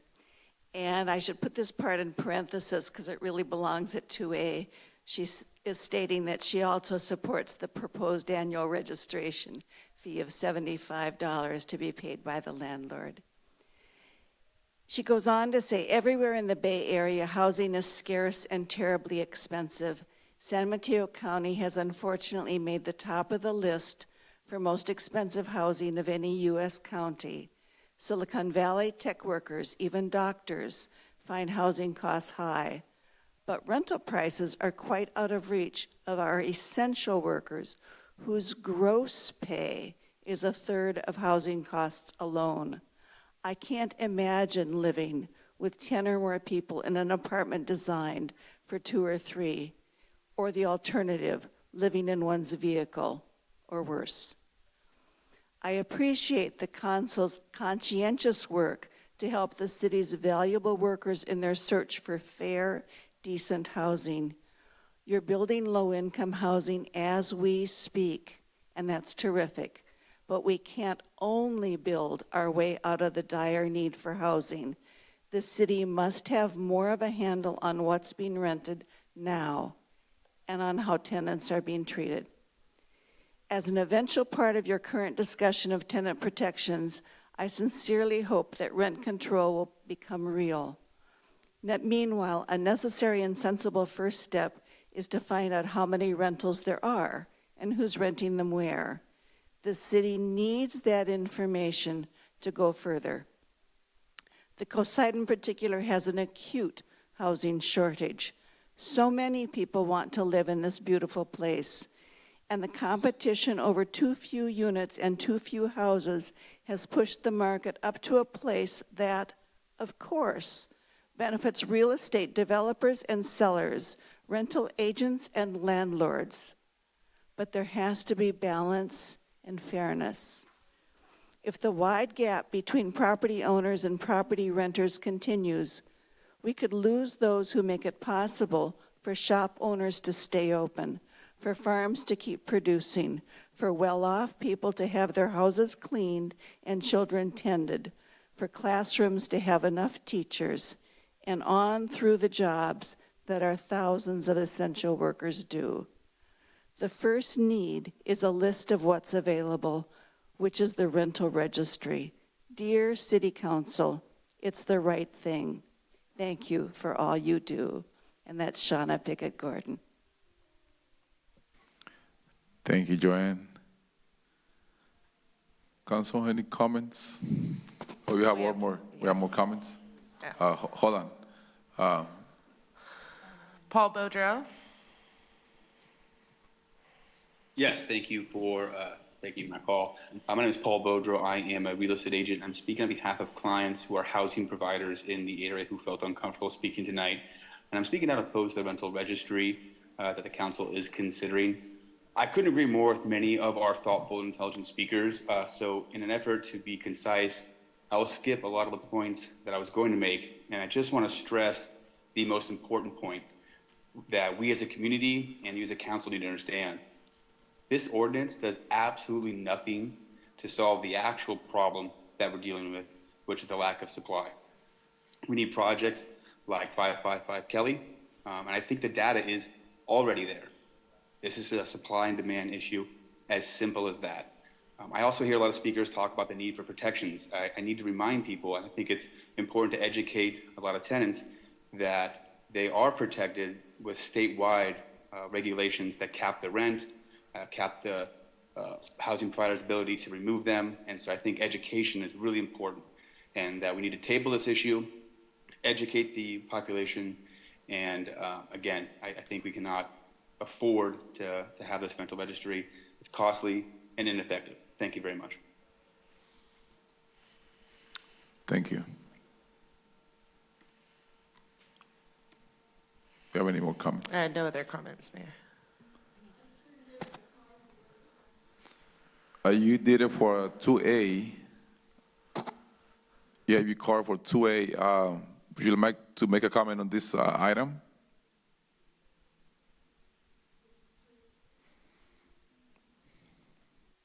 Thank you, Mr. Mayor. I thought I said about registration, not the fee.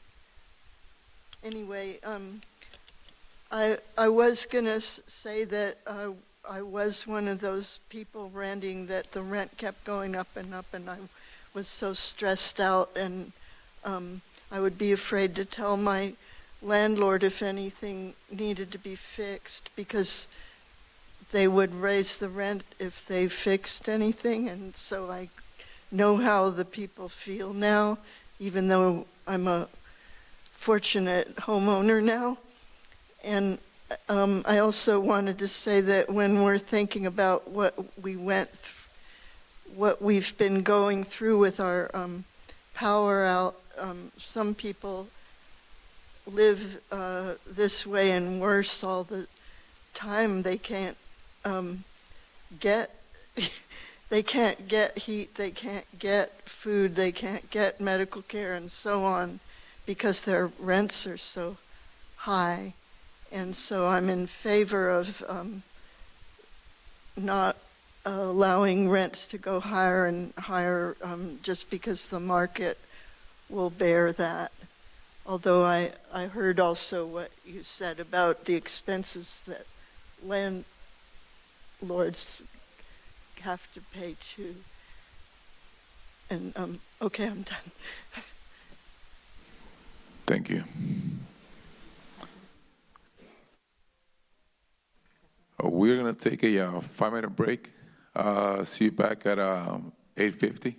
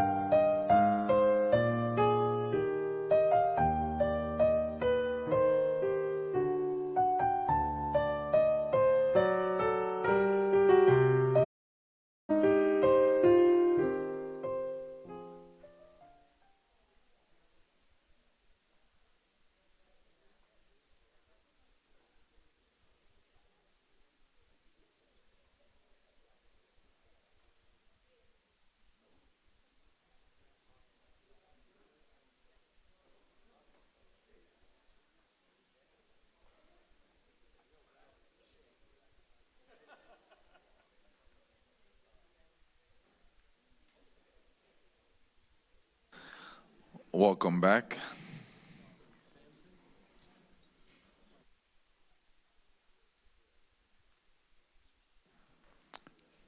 Council, any comments? Vice Mayor? I'll start. I have never gotten as many emails as on any topic, both pro and con, on this rental registration ordinance. And I tried to consolidate some of my reactions to the emails that I got. In particular, I would like to address what the rental registration is not, okay? A lot of comments said that it's a way for the city to make money. That's clearly not the case. If anything, it's going to cost us for good reason. A lot of people said it would increase the housing stock. Some people said it would reduce the housing stock in Half Moon Bay. My impression is that it's neutral in terms of actually changing the number of rental units that we'll have, which is not a reason not to enact it. I'm just saying that I don't think that's really relevant to the registration issue. I got a lot of comments that this rental registration ordinance would allow hacking into the landlord's business, that we would be subject to horrible breach of data, content. That, again, I think is a red herring. I mean, right now we have the businesses having to register, and we keep that confidential. We do that in a very secure way. So that is not a reason, in my opinion, not to pass this rental or continue on the second reading, this rental registration ordinance. I want to say what I believe the rental registration ordinance is. It's a way to get necessary data, which we don't have right now, to know how to implement what the council has claimed is its rent control goal. And without knowing how many rental units there are, without knowing what the rents are, without knowing how many people are involved in subtenancy, we can't make any intelligent progress on what I believe is important to protect our low-income tenants. Lastly, I think that the rental registration is a way to reach out to tenants, which we don't have right now, to make them aware of their rights.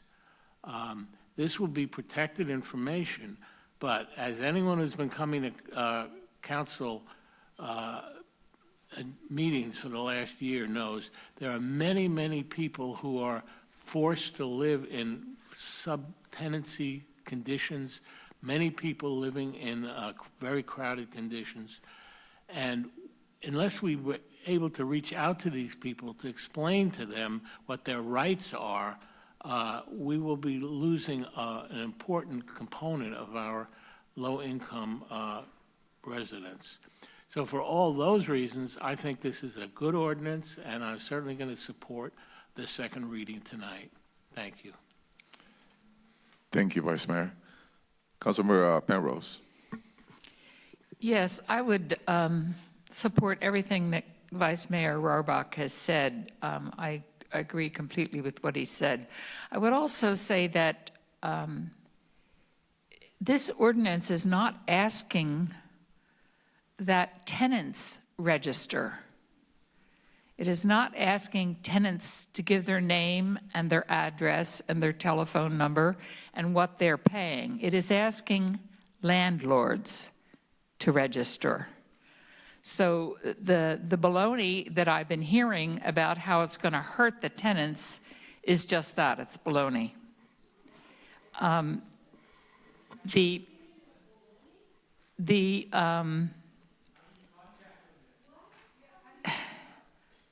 I'm sorry, this is not a back and forth discussion. We listened to you.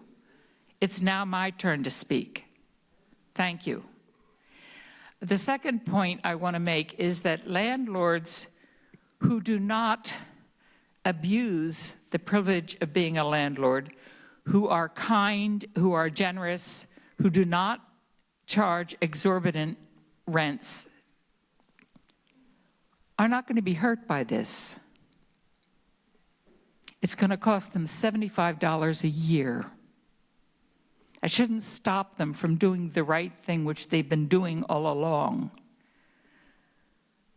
This registry is aimed at preventing landlords from abusing that privilege.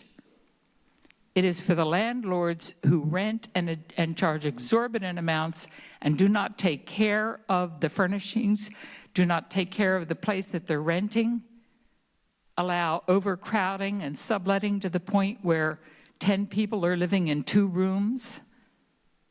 That's what it's against. That's what it's for. It's for the protection of the tenants. The landlords don't need protecting if they're doing the right thing. So I am fully in support of this ordinance, and I will vote in favor of it tonight. Thank you.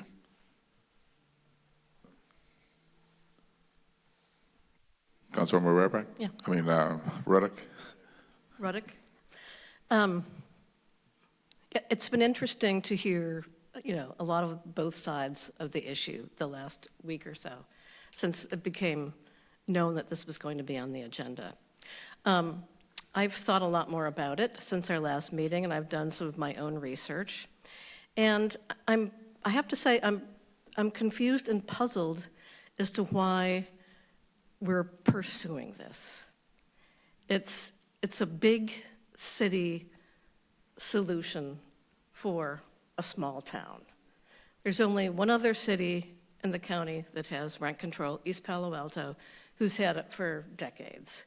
In terms of registries, the most recent article I read said there are 18 cities doing it across the US. They're all big cities. I'm troubled by this notion that we should be imposing big city solutions on our small town of 12,000 people. I have to ask myself, is this the right solution for Half Moon Bay? Do I agree that rents are too high? Absolutely. Do I understand that there are probably instances of abuse of tenants in this community? Absolutely. Should they be protected? Absolutely. But is this the right approach for our small town? And I've decided that it is not. Now, in a town of 12,000 people, and I've lived here 35 years, and I've spent a lot of time talking to a lot of different people. My door is always open, and I talk to everybody. When there's a problem, I can talk to somebody face to face. Big cities do rent control because they're too big. They can't do the personal, one-on-ones and the workshops and all that stuff. They're too big to do it. We're 12,000 people. A lot of this information that we want is already available. We have access to tools to educate tenants and landlords and bring them into the discussion. I don't see why we're taking something like rent control and this registry that are actually very adversarial actions in a small community that for me has always been about neighborliness. I just don't understand where you're coming from, other than that you grew up in very large cities and some of you lived under rent control circumstances. In Half Moon Bay, I don't understand why we would take that step, especially after so little homework and so little outreach to the community on the issue. So I'm very, troubled by it, and I don't think it's good, because I see us getting into this habit of looking to these canned solutions that big cities are doing and taking on responsibilities that are actually the state and the federal governments. The state has been looking at registries now for 4 years. The bills haven't passed, but the state has the resources to consider this, to look at all angles, and to fund it. invariably will probably get, passed as part of the big housing agenda that our legislature is now engaged in. So, and I especially don't get it when we have many competing needs. A small town with a small budget. We heard from people last week who want, more parks and recreation. We're really not doing much of that at all compared to what we should be doing. We have potholes. We have our electrical, connections are bad. We don't have uniformly good internet. There are a lot of competing needs here. So what a small town, in my mind, needs to do is to achieve balance. We have to address numerous problems in a way that doesn't put an onerous burden, on any, one group of people, right? We have to be fair in our expenditures. We have to, worry about, revenue. This is a big chunk of money at a time when we have a lot of other competing needs. This idea about the security of a database, I totally get it. Businesses, why would anybody, want to hack into our business license database? I mean, having a business is not necessarily, a controversial thing. Being a landlord is quite different. People wanting to hurt a landlord, or in the case of where we're headed politically, potentially in this country, of people wanting to know who landlords are leasing their properties to. I noticed that in some cities that have these registries, they now have allowed tenants to have accounts because the tenants want to see what the landlords are saying about them and their properties. We know that from 23andMe that, your genetic data has been hacked. Many millions of people. We read it every day from the Electronic Frontier Foundation and the covers of Business Week and everything about all these businesses and databases being hacked. I don't believe that there's any guarantee of security. And, if I were somebody who might not be a citizen, I'd be worried about information about me and, my lease of a property. So I think there's cybersecurity issues here and privacy issues that are very important, and we really haven't considered all these layers of concern and issue. I think Pam Dorr's comments were very well taken about getting more affordable units. This is not going to build more affordable housing. It may not even protect tenants. A lot of our landlords are mom and pops, to my understanding, and in a lot of cases where they have these registries, I read that the mom and pops just don't bother, or they don't rent their properties anymore, right? So I think that's a problem. I would rather spend more time educating people about their rights and empowering people to take charge of their situations, and other languages if necessary.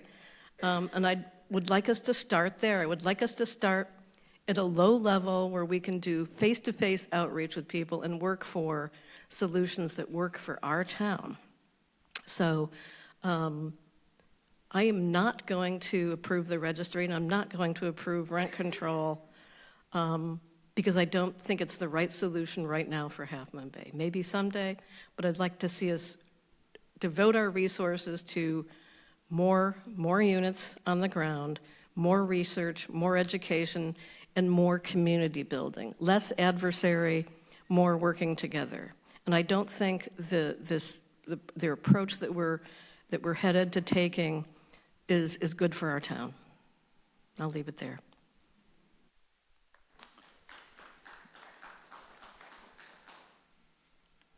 Thank you.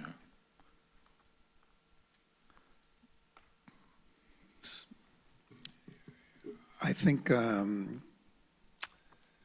council members Rarback and Penrose have stated my sentiments. East Palo Alto does have this kind of program and seems to be working, so they're not that large a city. They're a small town, basically. And so if you call out a big city solution, whatever, we'll make it our own solution. We'll see if we can make it work. And I think there are enough protections here. I've been a landlord twice. I didn't always charge market rate, even though I could have.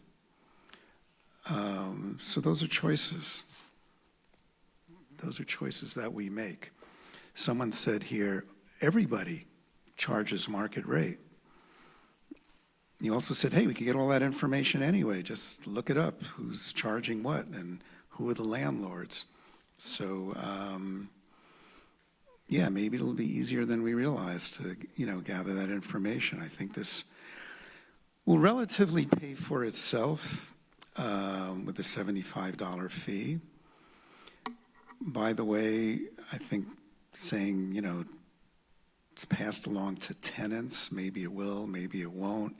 $75 a year, if it was passed along to a tenant, would be around $6 a month. I'm sure they'd be happy to not feel resentful if they feel they're getting protection for that $6 a month. So, yeah, I think I will go along with adopting the second reading this evening and vote for that. And I think we can make it work for Half Moon Bay. So that's my opinion. Thank you. My apologies, yes. Carolina made a comment. One of the words that came out of, from her, it was about gentrification. I'm sure you all know the definition of that. I'm not a dictionary, but if you can look it up, I understand it.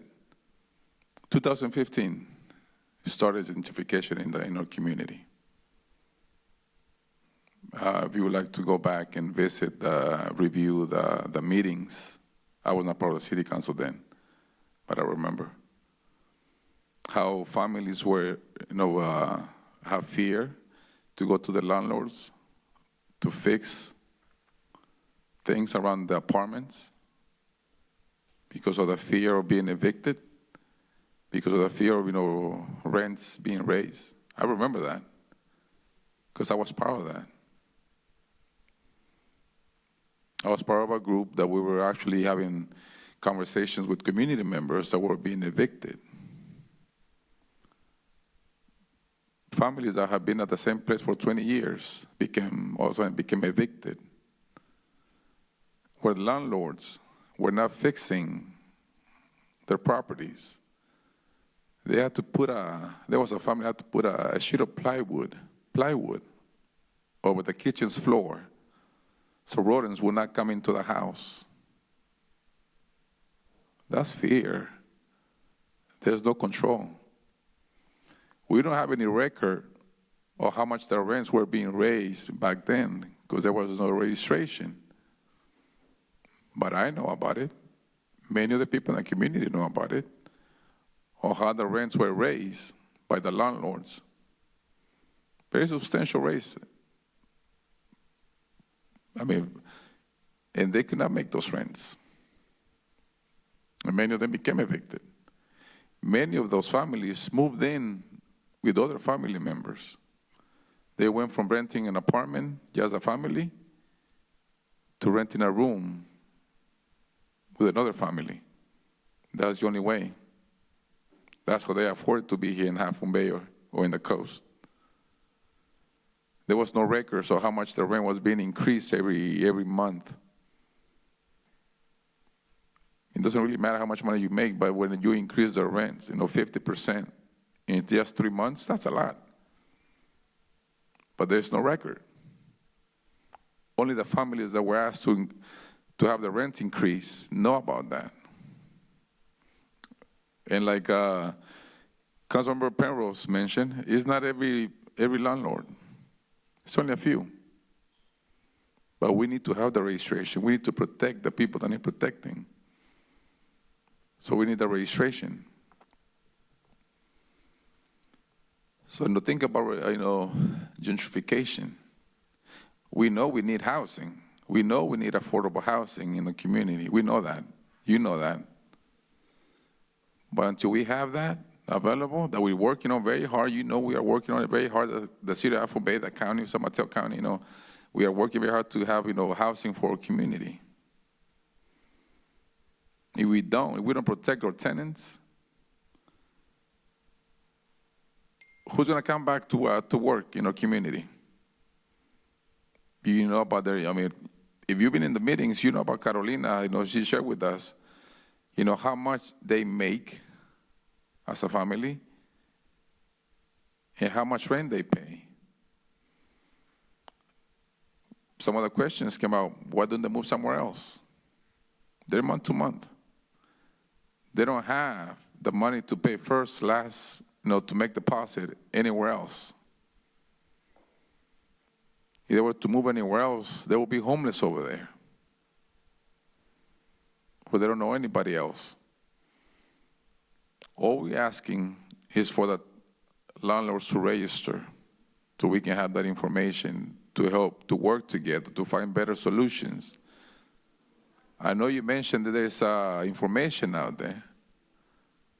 But if it's working in East Palo Alto, a city that was gentrified, why would not it work in Half Moon Bay? You obviously care about your neighbors.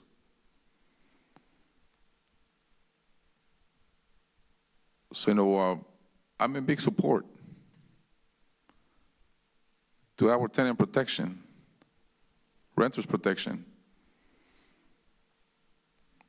It's something that we need to do here in our community. We're not saying don't raise your rent. We're not saying that. You can raise your rent, but do it the right way.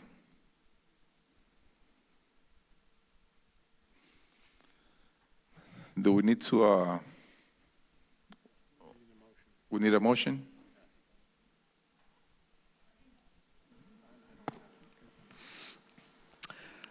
I would like to make a motion that we waive second reading and adopt an ordinance, one, creating a new Title VI of the Half Moon Bay Municipal Code titled Housing, two, creating a new Chapter 6.02 titled Housing Definitions, three, creating a new Chapter 6.04 titled Residential Rental Registration, four, creating a new Chapter 6.10 titled Residential Lease Terms, and five, rescinding Chapter 7.70 Residential Rental Security Measures in its entirety. Second.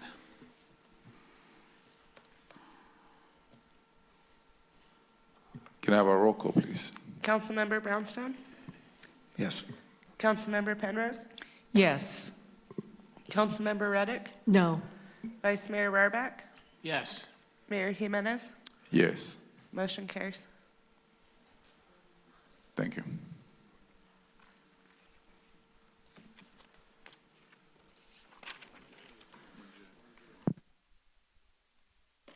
So we're gonna go ahead and move on to 1J.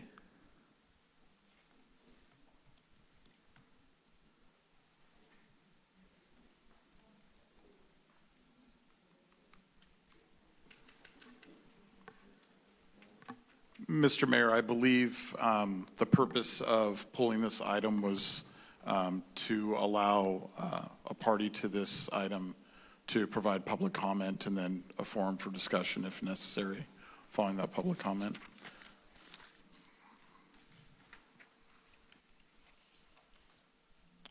That'll be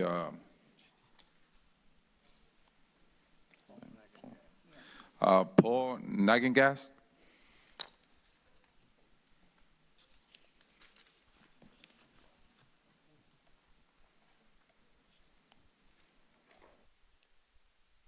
Good evening, Honorable Mayor Jimenez, Vice Mayor Rohrbeck, City Council members, City staff, interested community members.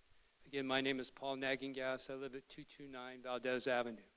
I have a requested item 1J to be removed from the consent agenda so that the community and I can understand what exactly is meant by the basis for the rejection is Government Code Immunities 821.2.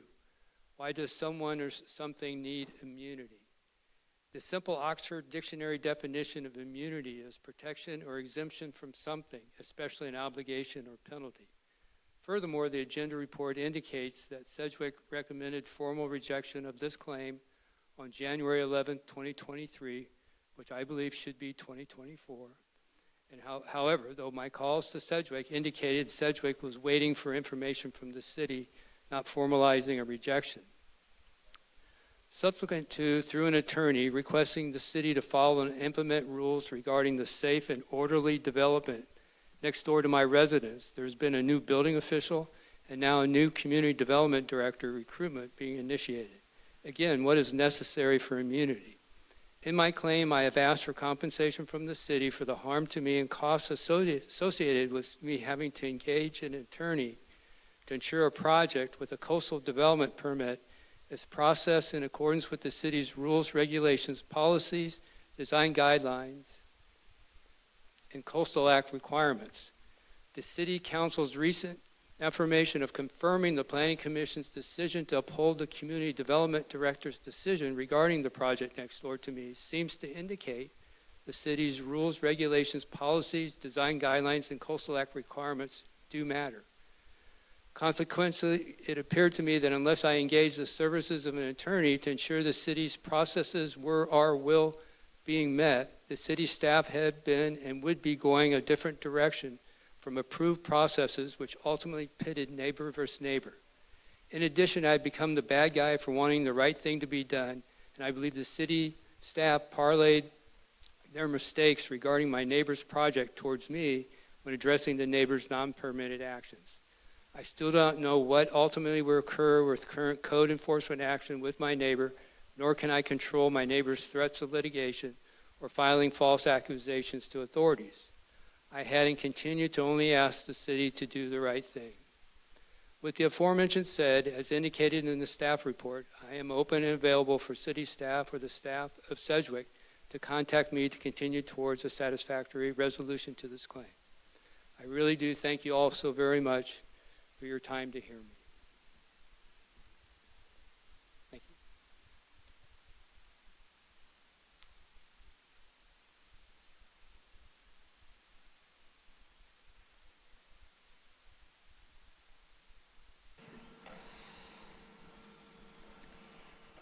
Lee Argabright.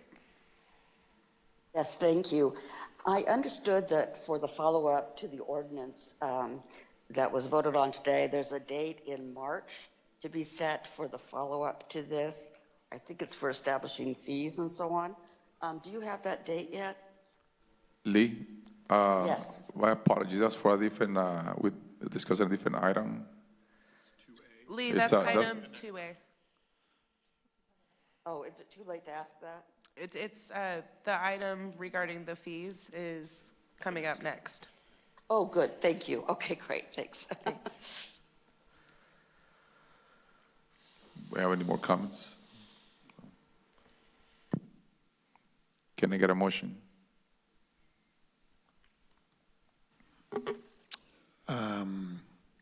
I move that we deny the attached liability claim presented to the City of Half Moon Bay as recommended by the Pooled Liability Assurance Network Joint Powers Authority and Sedgwick representatives.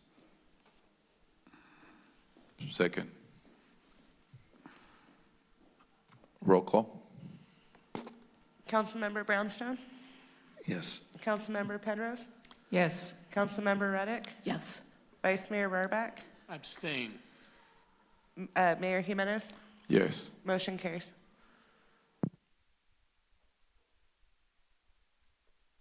Move on to our ordinance and public hearings.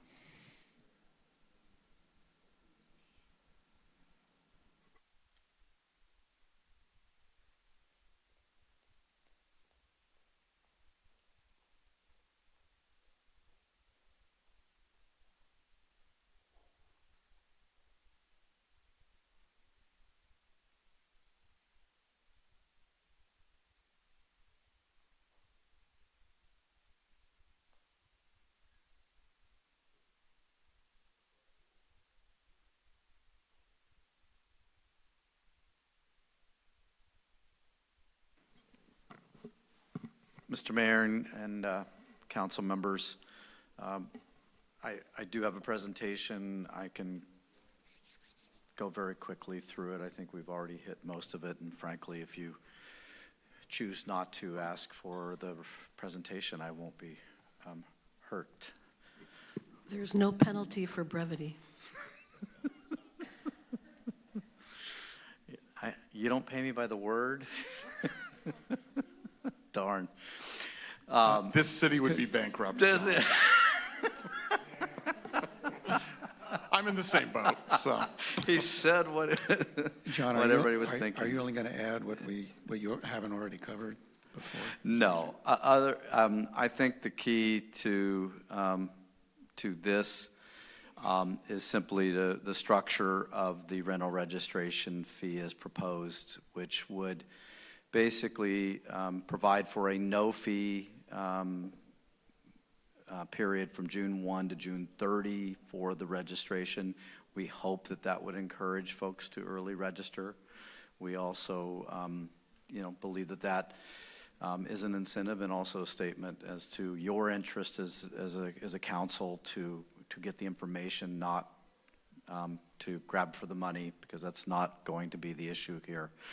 To set the fee at $75 per unit for July 1 to July 31, which we've indicated is not 100% cost recovery. And if folks take advantage of the no fee, that will be far less than the 70% recovery. At that point, again, we think that the upfront no fee is a great option for folks to deal with. There are late fees and citations available. Again, our interest is to get the information, to get the registration, and not to try to be big brother or big government and to make this. We would prefer to keep our cost ultimately down for this program, which is to not be in compliance on the back end of work. That's where all the cost, really, most of it comes around to this point. So that is what we're proposing to you. That's what the resolution ultimately is suggesting, and I'll leave it at that. If I might add, oh, go ahead. Yeah, before you move on to that next slide, I just wanted to, can you move, oops, the one. That one, yeah. there you go. So what we're saying here is that the fee of $75 should, based on 150,000 estimated cost, the fee will cover approximately 70% to recover costs, correct, of that 150,000? If all expected registrations occur during the July 1 to July 31, it would be equivalent to roughly 70% cost recovery. And so that would leave approximately, if we went with the 70, that would leave approximately $45,000 left, and that could be paid out of our affordable housing fund for now, correct? That would be absorbed, yes, yeah. absorbed through that authorization. So included in the request is for authorization of an allocation from the Affordable Housing Fund to start this up and roll with that. And obviously it is to all our advantage to preserve and reserve as much of that money as we possibly can for the future. And we currently have over $2 million in that fund, is my understanding as well. It is about, I believe it's about 1.8 million or so is what the current current level is. I just wanted to get the whole picture of all the numbers that we're dealing with. Great, thanks. That covered most of what I wanted to share. I just want to reiterate to John's point, our estimates of what it will cost to administer this program are estimates, and it is highly dependent on participation. And we tried to structure this and build a system in place that would be very simple, easy for landlords to get registered. And frankly, we think if that happens and we don't have a lot of back-end compliance work and chasing people down and getting into code enforcement and those types of things, the cost of this program would be minimal. So that's why we decided that this year we would recommend funding it up front with the affordable housing funding to see what happens in the first year. It may take a couple of years to reach that point where we know exactly how much it costs to administer this, and that will help determine what the rate would be going forward. So again, I know John has said this, but I just want to reiterate, the goal of this is to make it really quick and really simple for people to register, and that will minimize costs to us and everyone else. So that's the goal. Thank you. We have any clarifying questions? I interrupted your presentation. Were there more slides you want to show? I'm to clarifying questions, council member. We have one speaker, Joanne Rutkowski.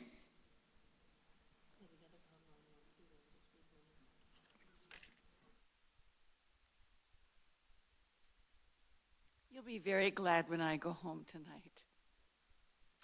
But I am still grateful for the opportunity to speak. And I am making my short comments in favor of this proposal. I am particularly sympathetic to the needs of those on a limited or fixed income who may depend on their rental income to make ends meet. So I urge the city to aggressively promote the month-long window for landlord registration of their units, and to provide optimal opportunities to teach them how to use the online portal if they're not computer savvy or need assistance because of language issues or location, whatever they might need, but anything to encourage people to use that window of time. And I know that that's not going to help your balance sheet, but I do think that that would be really beneficial to those landlords who live where it's are on a short on a small margin. I know you're thinking about that, and I just wanted to emphasize it again and encourage the use of trusted partners for those people who may be unlikely to be willing to register. And I realize that those funds come from the Affordable Housing Fund, and my request certainly reduces the amount of money to that fund, but on the other hand, once there is an indication of how many units there are and a full proposal can be implemented that establishes a rent control set of policies for the city of Half Moon Bay, then everybody will benefit, and particularly those people who are of a very low income and have been struggling so hard to make ends meet when their rents increase astronomically. So thank you very much for what you're doing. Bye-bye. Thank you. I guess I have a clarifying question or public comment. I noticed when I was reading the first part, which I didn't know the second part existed, that you guys are planning to mediate. So are you going to self-mediate, or are you going to hire a mediator? Is that part of the fee that you're charging? Because, like, I mean, if you had a lease and it said, you know, how many people could be in the house or apartment, and then somebody moved their family member in or a whole family in to help them out in a situation, and the landlord comes and says, well, they're in violation of the lease, seems to me that's going to be ripe for mediation, but that could get kind of expensive. So you might be mediating a lot of little petty things that, I mean, that's not petty, but I could see both sides being upset. You know, if one person thinks I'm paying rent, I can do what I want in my apartment. But I've even heard that people, this is anecdotal, but even at Moonridge, they're renting out rooms in their, I guess you would call it assisted housing. So, you know, that's not something that Mid-Penn wants them to do, but they are aware that it's being done. So I didn't know, I didn't read anywhere who's going to be mediating. So that's what I was hoping to get a qualified question. Thank you. Lee Argabright, did you want to speak on this item? If so, raise your hand.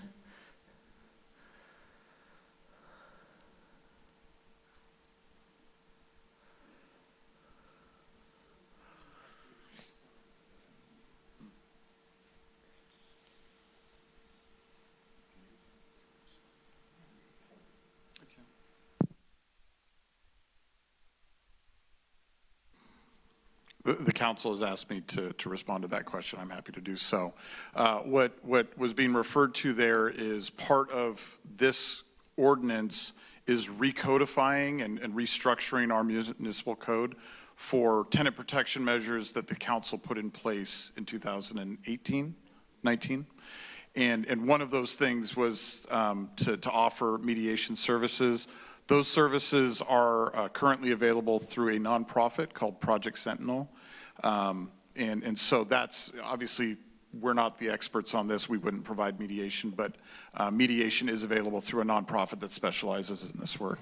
John, I don't know if you wanted to add anything else. I would only say that in the 5 years that this, or almost 5 years that this ordinance is in place, we have not had one case in which someone requested mediation. So we think that probably that's a little bit our a city issue of not advertising adequately. We'll own that, but also there's other factors there, but we own some of that, and we've taken steps to try to get that information out. Thank you. Council, any comments? I would just say that the lack of mediation is probably affected dramatically by the fear of the tenant that there might be retaliation because of mediation.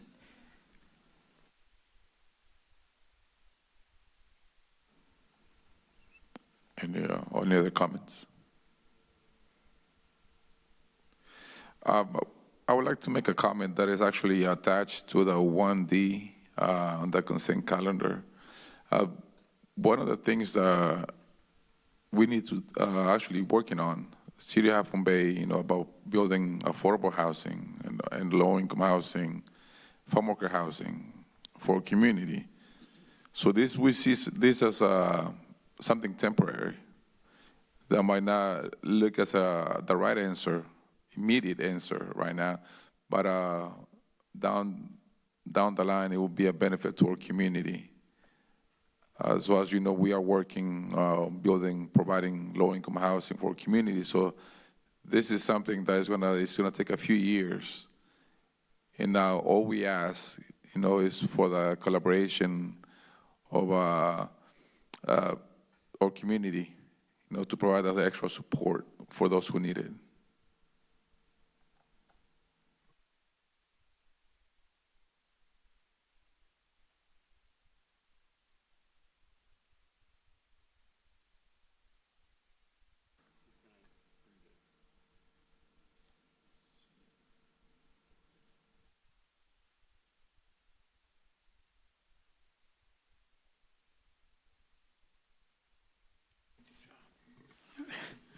Okay. I move that, having conducted a public hearing, we adopt a resolution establishing a new fee titled Residential Rental Registration Fee in the amount of $75 and adding the fee to the city user fee schedule as presented in Exhibit A to the resolution.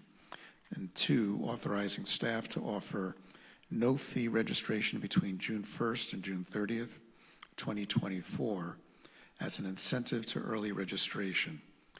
And 3, applying the Automatic Consumer Price Index, CPI adjustments, beginning July 1st, 2025.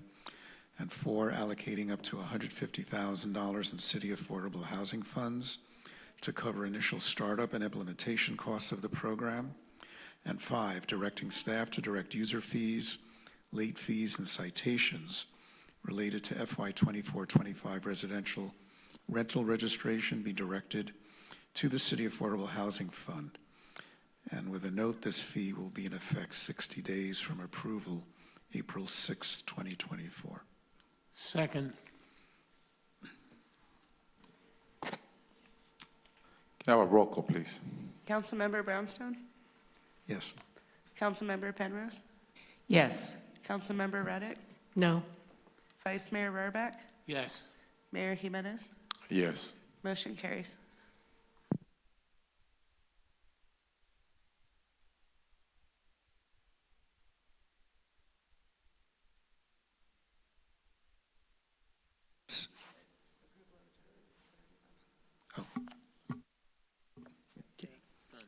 Never mind.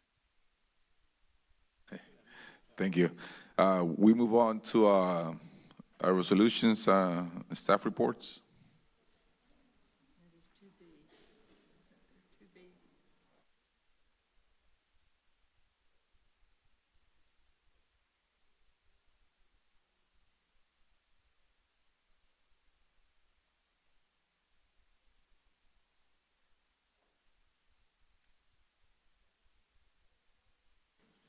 Did we take an action to continue 2B?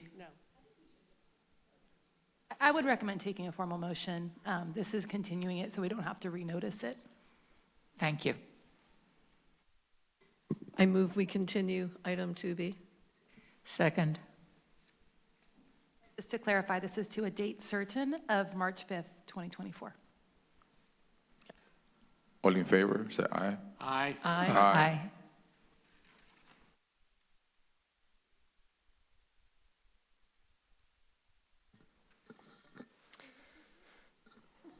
All right. Thank you so much. Good evening, Mr. Mayor, members of the council, and public. My name is Maz Bozerginia, Public Works Director and City Engineer. And I'm here with Helen Walter, our recent addition to the Public Works team. Helen is our Public Works Program Manager and Sustainability Manager. And Helen comes to the city of Half Moon Bay with a lot of wonderful experience in many areas, including sustainability and housing, and she's going to start us off on this item. Welcome, Helen. Oh, that's good to get that working. Thank you. Good evening, Honorable Mayor and Honorable City Council. Thank you for having me. Tonight, we are here to consider moving the city's goal of decarbonization and decarbonizing the municipal buildings forward. Quickly, we'll go have a quick background, recommendation, options that we will be considering, and next steps. The background on this, and I am new to this project, but my understanding is adding solar PV has been a council priority since 2019. Sustainability implementation plan and the city explored a joint project with the school district. This also meets the Climate Action and Adaptation Plan Phase 1 that was approved last month. The two recommendation possibilities in front of you is to provide direction to staff to either to lease a solar PV system with Peninsula Clean Energy, or to move forward with a comprehensive solar PV system purchase to meet the City of Half Moon Bay's sustainability goals this evening. Those are the two options before you tonight.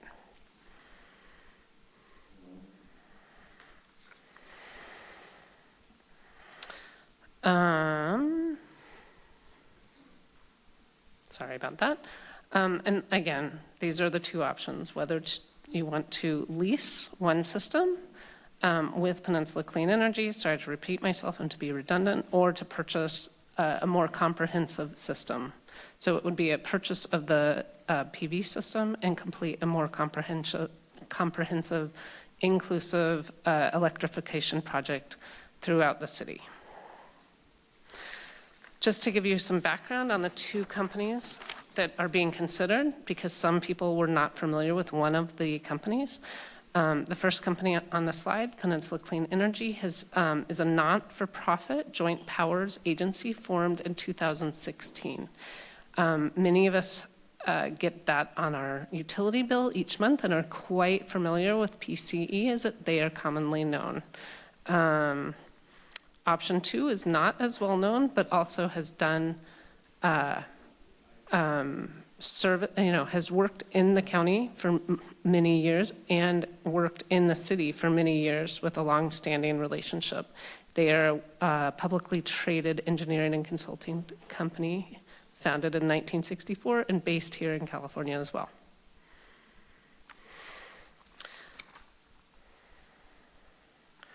So option 1 is for short, the PPA, or the Power Purchase Agreement lease with Peninsula Clean Energy. We do have our program manager from them tonight in the audience, Rafael Reyes, to answer any questions that we, and he brought up something at the last minute that he wanted to present as well. Option 1, Peninsula Clean Energy, PCE would own, operate, and maintain the system. The city would lease or agree to host the system on our property and purchase electric output for 20 to 25 years. The benefit to the city would be a predictable electricity cost with a lower escalation rate per year. The benefits of a lease situation is that there are no upfront costs to the city. This also would utilize the NIM 2.0 pricing structure, NIM standing for Net Energy Metering System. This versus that we are grandfathered into that system currently. NIM 3 has a different pricing structure that is not as beneficial. Consideration for this proposal is that it is a solar PV only proposal. Does not electrify the other buildings. Facility work must be done prior to installation at the city's cost because our roof membrane is leaking currently. So there would need to be roof repair prior to installation. PCE would retain the ownership rights and benefits, and at the end of the term, city must pay market value for the system or have the system removed. Option 2 is to purchase the solar PV system and additional electrification scope with Willdan.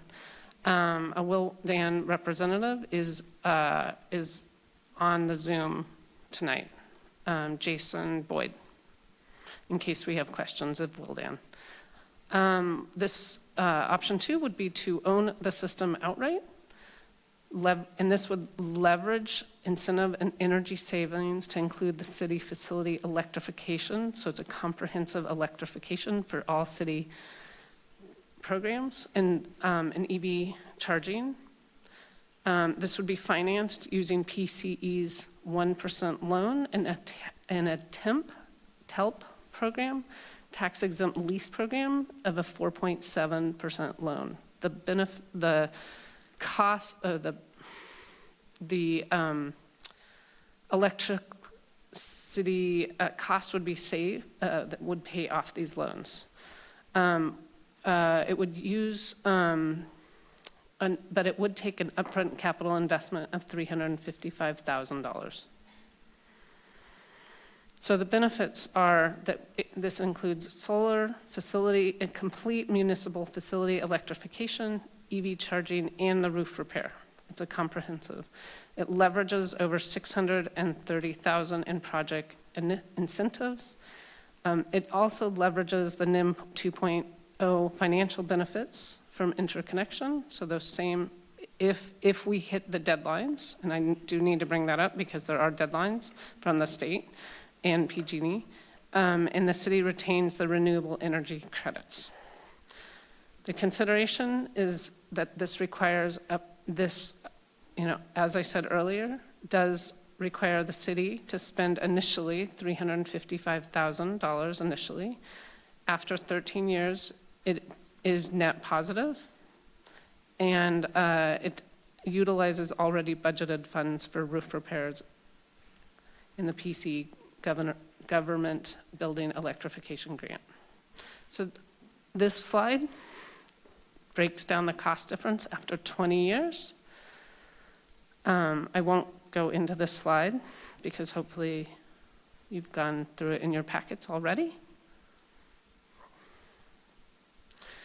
So the next step is option 1, lease the solar PV system through the PPA, or option 2, a resolution in February to contract for a detailed energy audit and project scoping to own the solar PV system, purchase outright. And if I may add, obviously there's a lot of incentives involved with either option. And those incentives could be applied whether we move forward with PC on the PPA or if we move forward with the Wildan alternative. Those incentives are still subject, for availability. For example, if we have to do some work upfront for our building, we could look at utilizing some of those incentives for some of those upfront costs if we go with the PPA.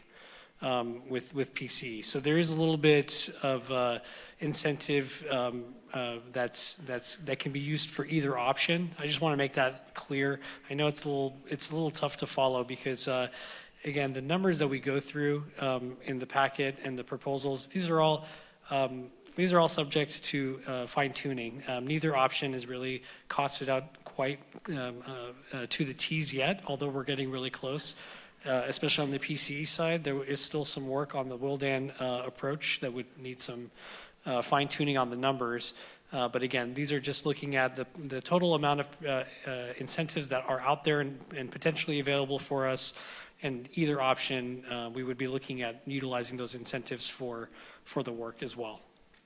And I don't, and yeah, we have both PC and Wildan on the available for any questions that you may have. I have a clarifying question. With option 2, there's a $355,000 upfront cost, and there's a net positive gain at 13 years. Are you saying that the $355,000 will come back to us over 13 years or by the end of 13 years? Exactly. That's exactly what you're talking about. Those two figures go together. Correct. Okay, thanks. I have a clarifying question. So the 4.7% loan, which you had on the earlier slide, that's to cover what? The 4.75 is a tax credit. It's a tax exempt TLP lease program. What does the P stand for? And it does, so that it's part of the financing to help pay for all of the systems. And that also is covered, the financing is covered in the electrical return that we would save money in the long term. And so that is taken into account. So while we would be financing it and paying for it, it would again be paid off after 13 years. Remember, the big difference between two options is, again, leasing or owning. And so with the leasing, you have the set rates established with the nominal increases. But with the ownership, you have your upfront capital cost, but there is no expenditure on any energy that's utilized through that PV system. It would be clean energy right from the solar that would be utilizing, and there would be no bill for it. And if by chance there was an excess, there could be some sales back to the grid. Although we're not considering that as part of this equation, we believe that the energy would be utilized for the needs of these facilities.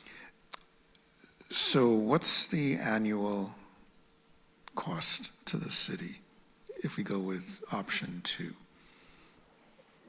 To finance all of option 2, what is the actual annual cost?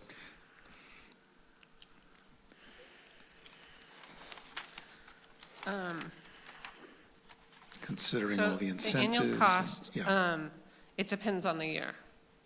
So, the first year, the savings is 60, according to Wildan's numbers, is, and this was in your packet, if you want to look at it, 68,000 the first year is, and then the second year, it's 242,000, or, am I reading that correctly?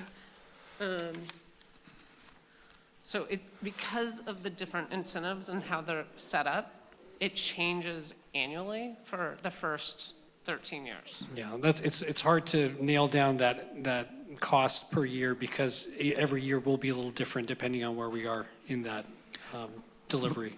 Right, but it helps to have an approximation because the total is $600-something thousand, right? Yeah, I mean, if we want to do that, I mean, we can utilize 410,000 and over the 30-year lifetime, that would be your average, if we want to look at it from that perspective. But Moz, if I understand correctly, when you say like in year one, there's a $64,000 savings, that's based on what we're currently paying for electricity. Correct. So in year one, there's a cost, but it's less than what we're currently paying for electricity by $64,000. So Right. the net cost is actually a reduction in costs. Well, you said in year two, I just want to make sure, it wasn't the past 240,000 or something? And that is because of the way the financing works, so that then we Right. would get, get that loan. And so then there's that cost difference that second year that's very large. And then it goes back down to the third year to be at 65,000 again. Like it's very funky because of the way the rebates Right. and the incentives. But by the end of the first 2 years, we will have saved about 300,000, adding those two numbers, the first and second. Yeah, and then as you go through, there's years that it'll be based on repayment of some of those loans. It'll be kind of reversed, where we would actually be spending a little bit more to pay back some of those loans. So it does move the needle quite a bit. And I'm wondering if this might be a good time for Jason to jump on and kind of go through the numbers for us a little bit. Thanks.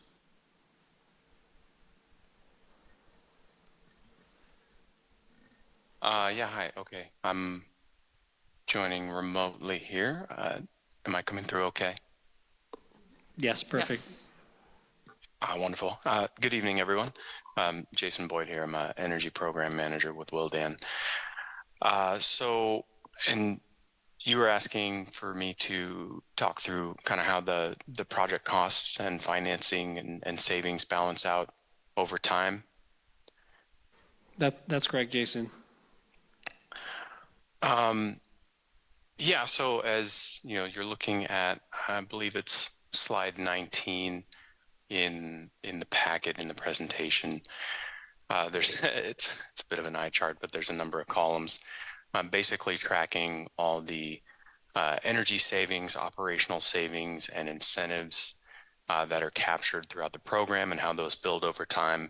It's also tracking the expected expenses, so the cost of repayment on the loan, both the TELP loan and the PCE 1% loan. We're also accounting for expected costs for operation and maintenance for the solar system and the electric vehicle charging infrastructure, and totaling up all those program costs.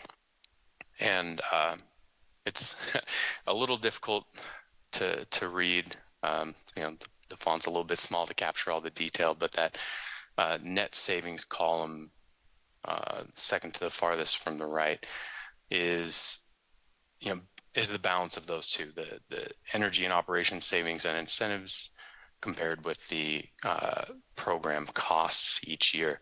And it does fluctuate, and probably the biggest spike is that year two, when the expected majority of the incentives hit.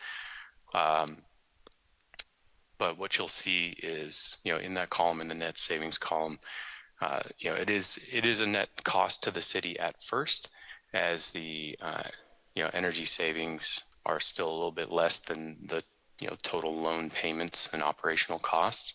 But it's at year 13 where that flips, and it's a cash flow positive project from there. And then over the lifetime of the project, it's going to have net positive savings of a little over 400,000. Was that the information that you were looking for? Was that helping? Yeah, sort of. I'm just trying to figure out what the average annual outlay is for the city over the 13 And years. if I can clarify a little bit, actually on the net savings, because a lot of the incentives you get kind of right after that first install, so it's actually some of them are front loaded. So when we look at the net savings, the first year actually it's the opposite. We have an expenditure of $70,000 going through the construction before the incentives actually come in. Then there's a pretty large savings of the $240,000 that comes in that second year when we start getting those incentives and rebates. And then you start seeing with those overall costs to maintain the system of what it would cost to do that. And so then that number starts going down as you offset the amount of energy that you're not purchasing anymore. So that's why the year 13 is kind of your breaking point where you start turning the corner on the overall numbers. That's the challenge, because you've got, you get kind of this lump sum incentive that second year once it's installed. That offsets a lot of that, and then you start seeing additional costs that go through that. But then when we get to year 13 and beyond, that's when you are looking at major savings as far as our overall costs with the structure. Okay.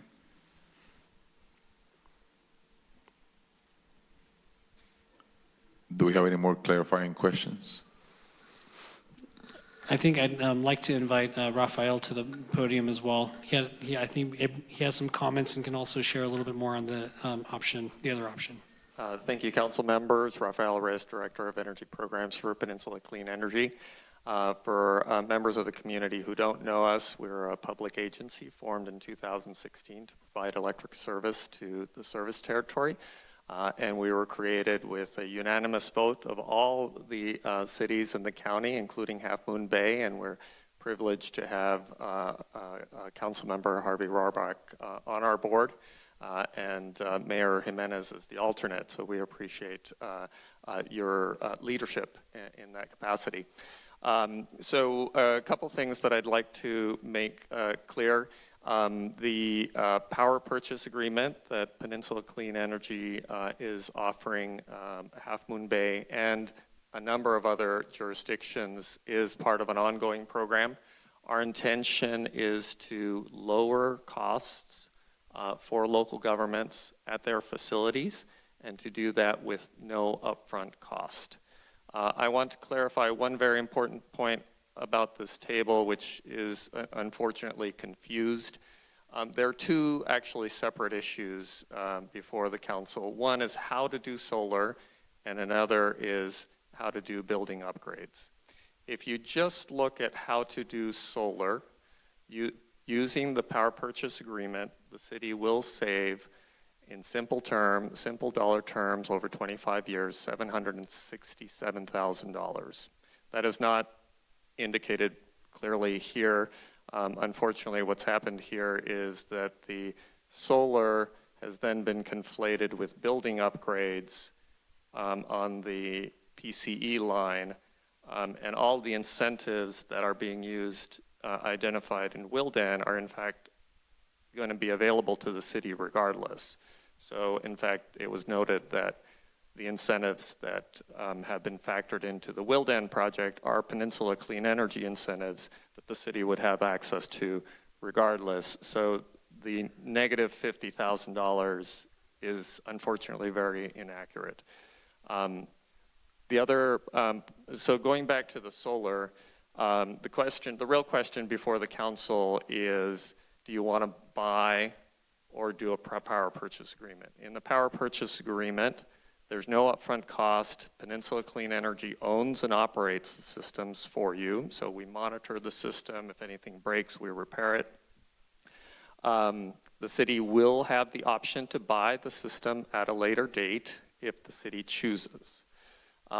Typically, buying a system outright often makes for better economics if the city has the capital on hand and doesn't have a high cost of capital to deploy that capital or other uses that may be higher priority. So from the standpoint of the solar, that's really the question. Either go with a no upfront option, and again, $767,000 in projected savings over 25 years, or the added investment, upfront investment, but probably more savings over time. So that's on the solar piece. And then all the building upgrades could be done regardless, either direction you take. That's how we're understanding this. Our intention here is just to ensure that the city is supported in whatever direction it takes. We have undertaken design work and also getting the initial interconnection applications to ensure that the city facilities are under the NEM 2 rules.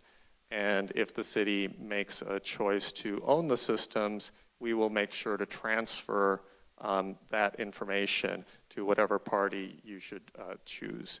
And so those are a couple things to consider. Again, if the city chooses to go with the PPA, you can buy the system later if that's a priority for the city.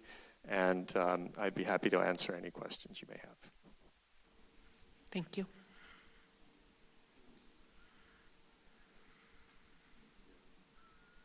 So just one question. So you'd be buying a system of used equipment at that point, so it'd be commensurate with what that equipment's worth at that point?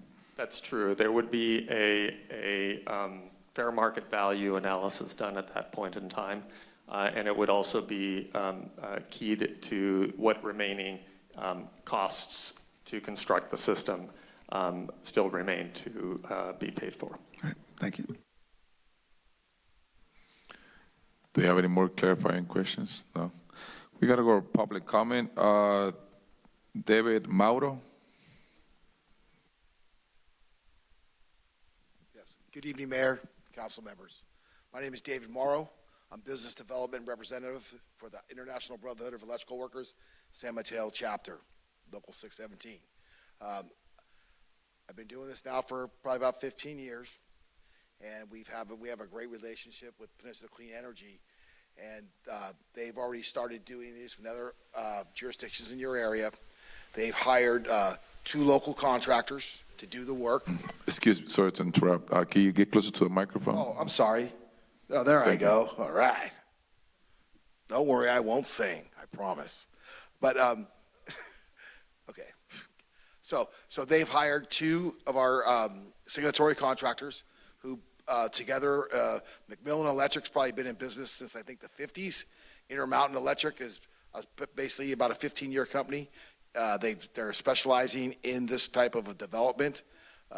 Not only are they local contractors, but their workforce is local. So the money you do spend, or maybe not spend, is going to be returned to your community. I know in Half Moon Bay, we probably have at least 35 members that work out of Half Moon Bay. These companies are not only really great contractors, but they also take care of their workers. They're the ones paying the health and welfare, the pensions. They take care of their employees, and we have probably one of the most diverse workforces in all the construction trades, especially of the MEPSs, which is mechanical, electrical, plumbing, and sprinkler fitters. So I would encourage you to go with Peninsula Clean Energy.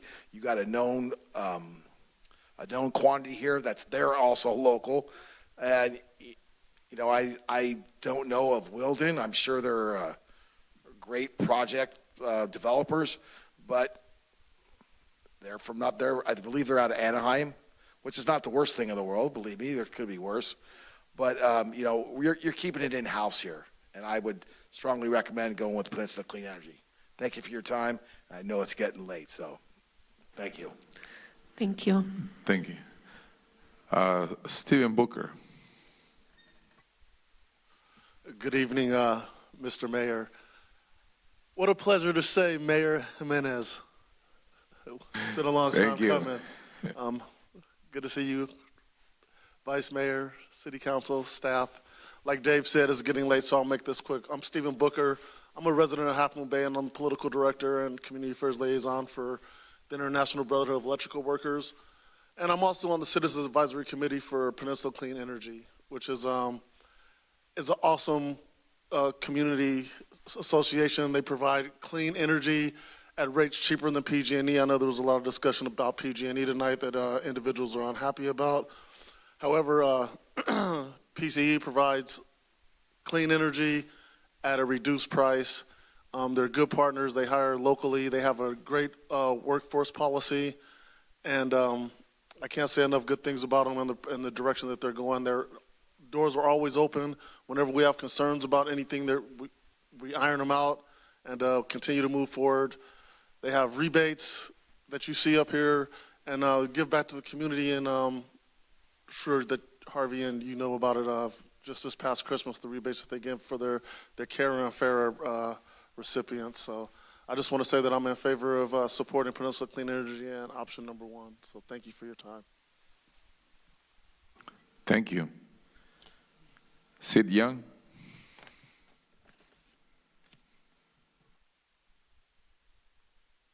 Okay, now you know my nickname, but it's Carlisle Ann Young for public purposes.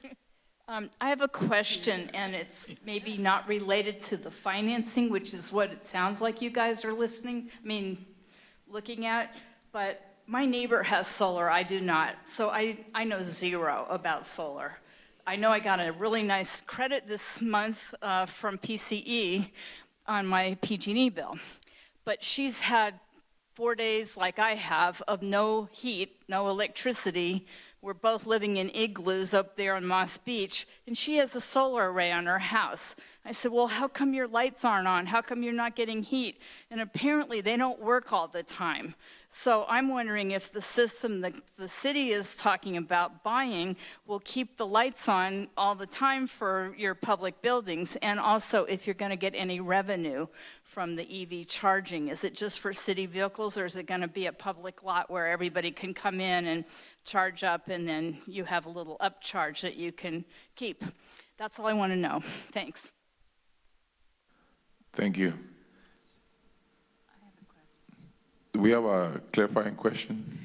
Yeah, you said at some point that the city could buy the PC&E system. And I know it was in the staff report someplace, but I can't remember at what year that becomes possible. Yes, that would be on year 6, and the reason for that is that the Federal Investment Tax Credit, ITC, which we would secure to give you a lower cost for the system, in the same way that Willdan has also factored in ITC, does require a 5-year term for the initial owner before they can sell the system. And so on year 6, then the city would be eligible to purchase the system. Great, thank you.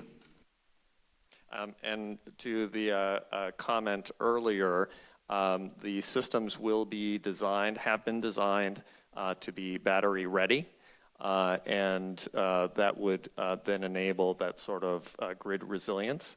And as a side note, we will be rolling out a residential solar and storage program later on this year, so hopefully to help out with your situation.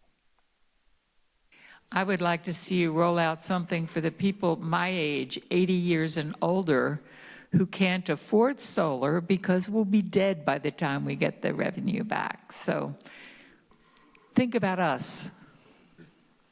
So when you say battery ready, and to your point, a good discount or payment on, let's say, those nice array of Tesla batteries in one's garage, and affordable, maybe more affordable than what people are paying now? That's our intention, yes. I should also note that the board of Peninsula Clean Energy, including, again, Councilmember Warbach, have allocated an additional $5 million to support deploying battery storage at local government facilities. And so we expect to be coming back to all of the participating agencies, the agencies that are participating in our program, to help deploy those battery systems for cities that are interested in that. Thank you. We have any no more comments? Council members? I'm leaning toward option 1 with PCE for a lot of reasons, but it's getting late. But I originally was for 2, but I'm thinking I like the idea of the local workforce and the hiring union labor. That makes a big difference for me in their relationship with PCE. And I think the economics are pretty good after looking at the numbers twice now. So. Vice Mayor. I'm on the board of PCE, and I completely in agreement with everything that Stephen and Fernando said. But I think if we want to walk the walk and talk the talk about really implementing as many green energy solutions as possible, I think the Wildan solution is more comprehensive. And as Fernando says, the net result is that we will end up paying less if we own the system. So I'm heading toward supporting option 2 for all of those reasons. And as a side note, I want to mention that I really do think that whoever we go with, whether it's PCE or Wildan, that as soon as it's economically feasible, we really should implement storage as part of the solution. That's really, as we heard tonight, important. Thank you. Councilmember Penrose? Yeah, I keep waffling back and forth between the two solutions. I think I tend toward option 2, and my reason is what Councilmember Rohrbach said. I think it's incumbent on us to do as much as we can to get as green as we can as quickly as possible. And Wildan does offer that option. That doesn't mean if we went with PC&E that we couldn't do that as well. But knowing all of the priorities that we have in our city, I think I see us putting off dealing with complete electrification in a way that I'm uncomfortable with. So I'm tending toward option 2. Thank you. Councilmember Brownstone. Well, being on the Finance Committee, I'm very, very concerned about finances, which I kept asking so many questions. And I guess it would be nice to have the whole Rolls-Royce solution. I hate to keep using this comparison, but, you know, I'm feeling more conservative and wanting to go with something that's good. I liked what I heard from my friends here, keeping things local also, but I guess I get concerned about what the technology will be. You know, I mean, it just keeps getting better and better incrementally every 3 or 4 years. So I'm tempted to want to go with something less expensive for now, and then keeping our options open for other systems. I feel we do have a lot of expenditures coming up. We're trying to figure out how to pay for everything. And so, yeah, I'm a little more conservative mode. So I'd probably go for option 1 for that reason. Yeah.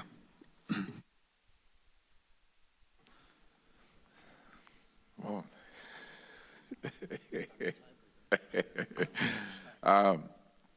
looking at the charts, and I do support, you know, our local, you know, unions, local work.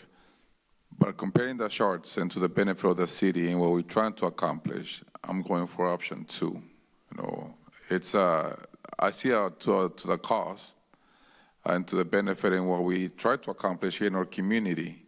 You know, to me, option 2 is a better option. There's nothing, you know, better than, you know, owning our own system, even if we have to upgrade, making upgrades later. But, you know, the cost of Helen mentioned about, you know, the fixing of the roof that we need to do soon. You know, and I will go for option 2.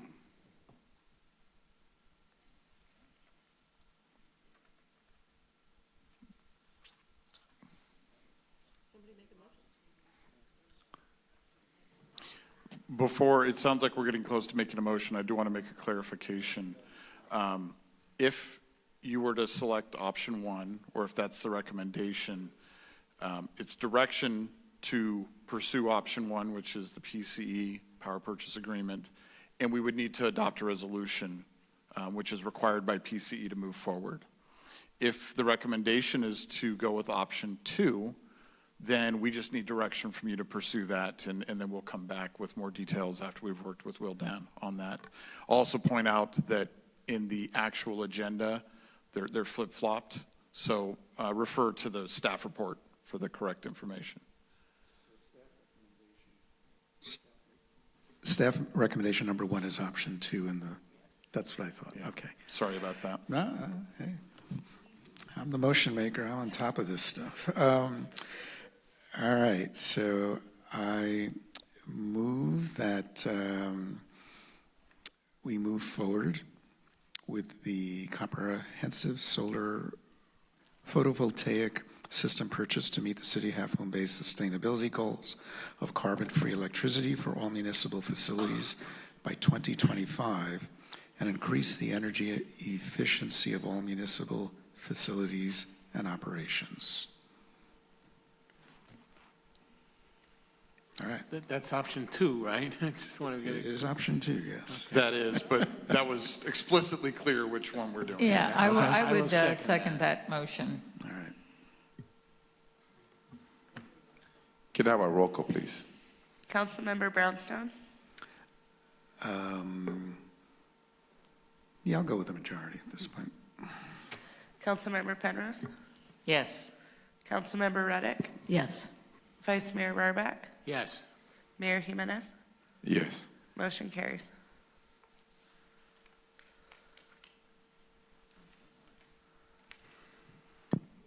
Thank you, council. And our last item, we will keep Moz at the table.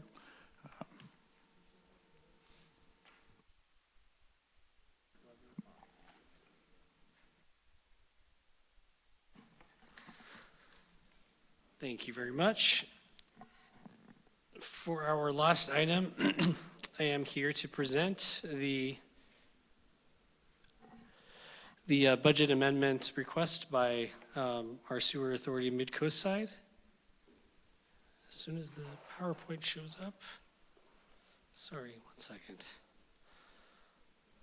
There we go. Laptop's tired too. All right. So the request from Sam was to move forward with a budget amendment, and our request of the staff recommendation is actually to adopt a resolution deferring the requested budget augmentation to increase the previously approved IPS capital replacement projects, namely the Princeton Pump Station and Montero Force Main, pending a renewed stipulation authorizing the city to pay under protest while reserving its rights for final resolution in the court action. Just a little overview. SAM provides sewer treatment system services and operates the wastewater treatment plant for the city's collection system, as well as Granada Community Services District and the Montero Water and Sanitation District. These services are provided under a joint powers agreement with all these 3 member agencies. Overall, the plant operates at an average daily dry weather flow of 4 million gallons per day. And the operations and maintenance costs are based generally on the flows to the treatment plant of effluent from the previous calendar year, which do vary from year to year. So based on that, based on our current numbers, or based on 2022 flows, which have us at 61.5%. The overall operations and maintenance budget was actually adopted by our city council in June of last year. This had an overall budget of $7.4 million. The city's portion of that budget was $4.5 million. And overall, the member agencies all saw an 11% increase from the previous fiscal year. During the last year, there was a number of things that had come up. There were some capital costs related to the IPS that started coming to the fray, and the first one was the Princeton Pump Station, which was actually part of an original budget adoption, which was part of the 22-23 SAM fiscal budget, and that for $1.2 million. And the amended budget, as proposed by SAM staff now, looking at the project, And also looking at some of the additional infrastructure upgrades that are necessary for that pump station, the budget is actually 2.6. And for the Montero Force Main capital replacement project, there is a request for $783,000 in design and permitting costs specifically. Construction budget's still to be determined, but again, that's something that's something to be determined as they move forward with the design. Now, obviously, these repairs and these capital replacements are necessary. It's just more about the concern about whether the city is obligated to pay for those IPS-related capital projects or not, which is the basis for the litigation.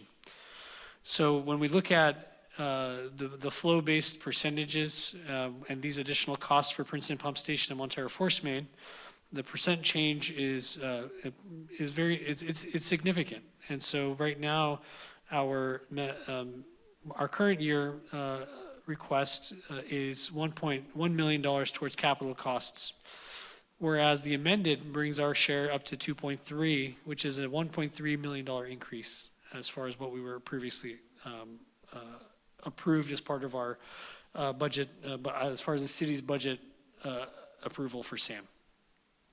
So again, it's a pretty significant percentage and change. So with that, I will leave the recommendation up, and I'm happy to answer any questions, and we can go from there. Could I just add one thing, Maz, to your presentation? Excellent presentation. I did just want to make one suggestion on the recommendation, just to provide some more flexibility. So the staff recommendation is to defer the requested budget augmentation pending a renewed stipulation or final resolution of the court action. But it may actually make more sense and be more efficient to have the resolution approve the requested budget augmentation, et cetera, conditioned on a renewed stipulation. That way, if staff is able to negotiate that, then it could be moved forward more expeditiously. So I would suggest that I'll just read it in full. Adopt a resolution approving the requested budget augmentation, increasing the prior approved IPS capital replacement projects, Princeton Pump Station and Montero Force Main, conditioned on a renewed stipulation to pay under protest or final resolution in the court action, would be the revised staff recommendation.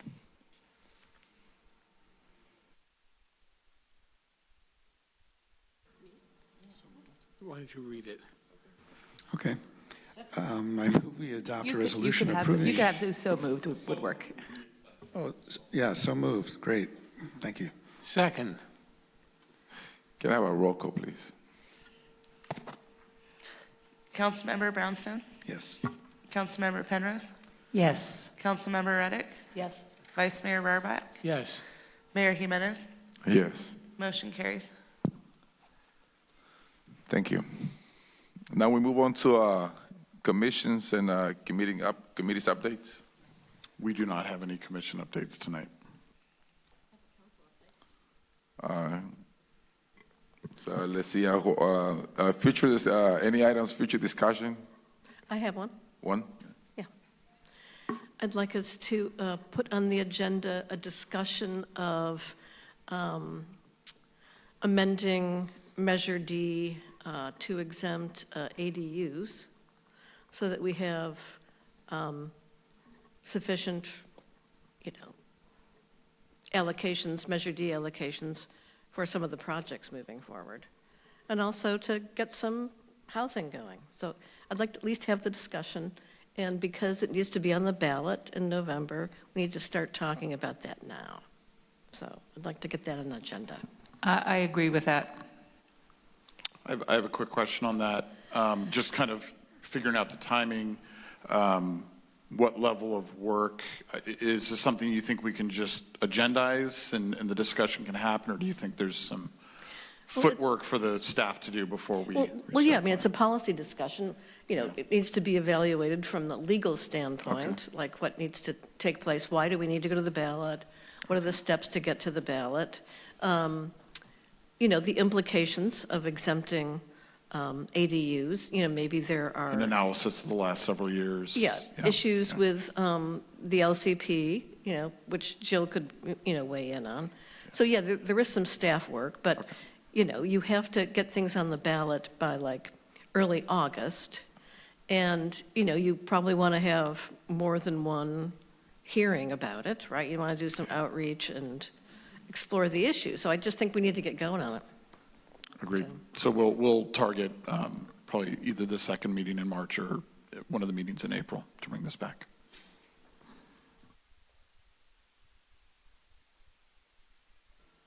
Anything else, any other items? No. Meeting adjourned.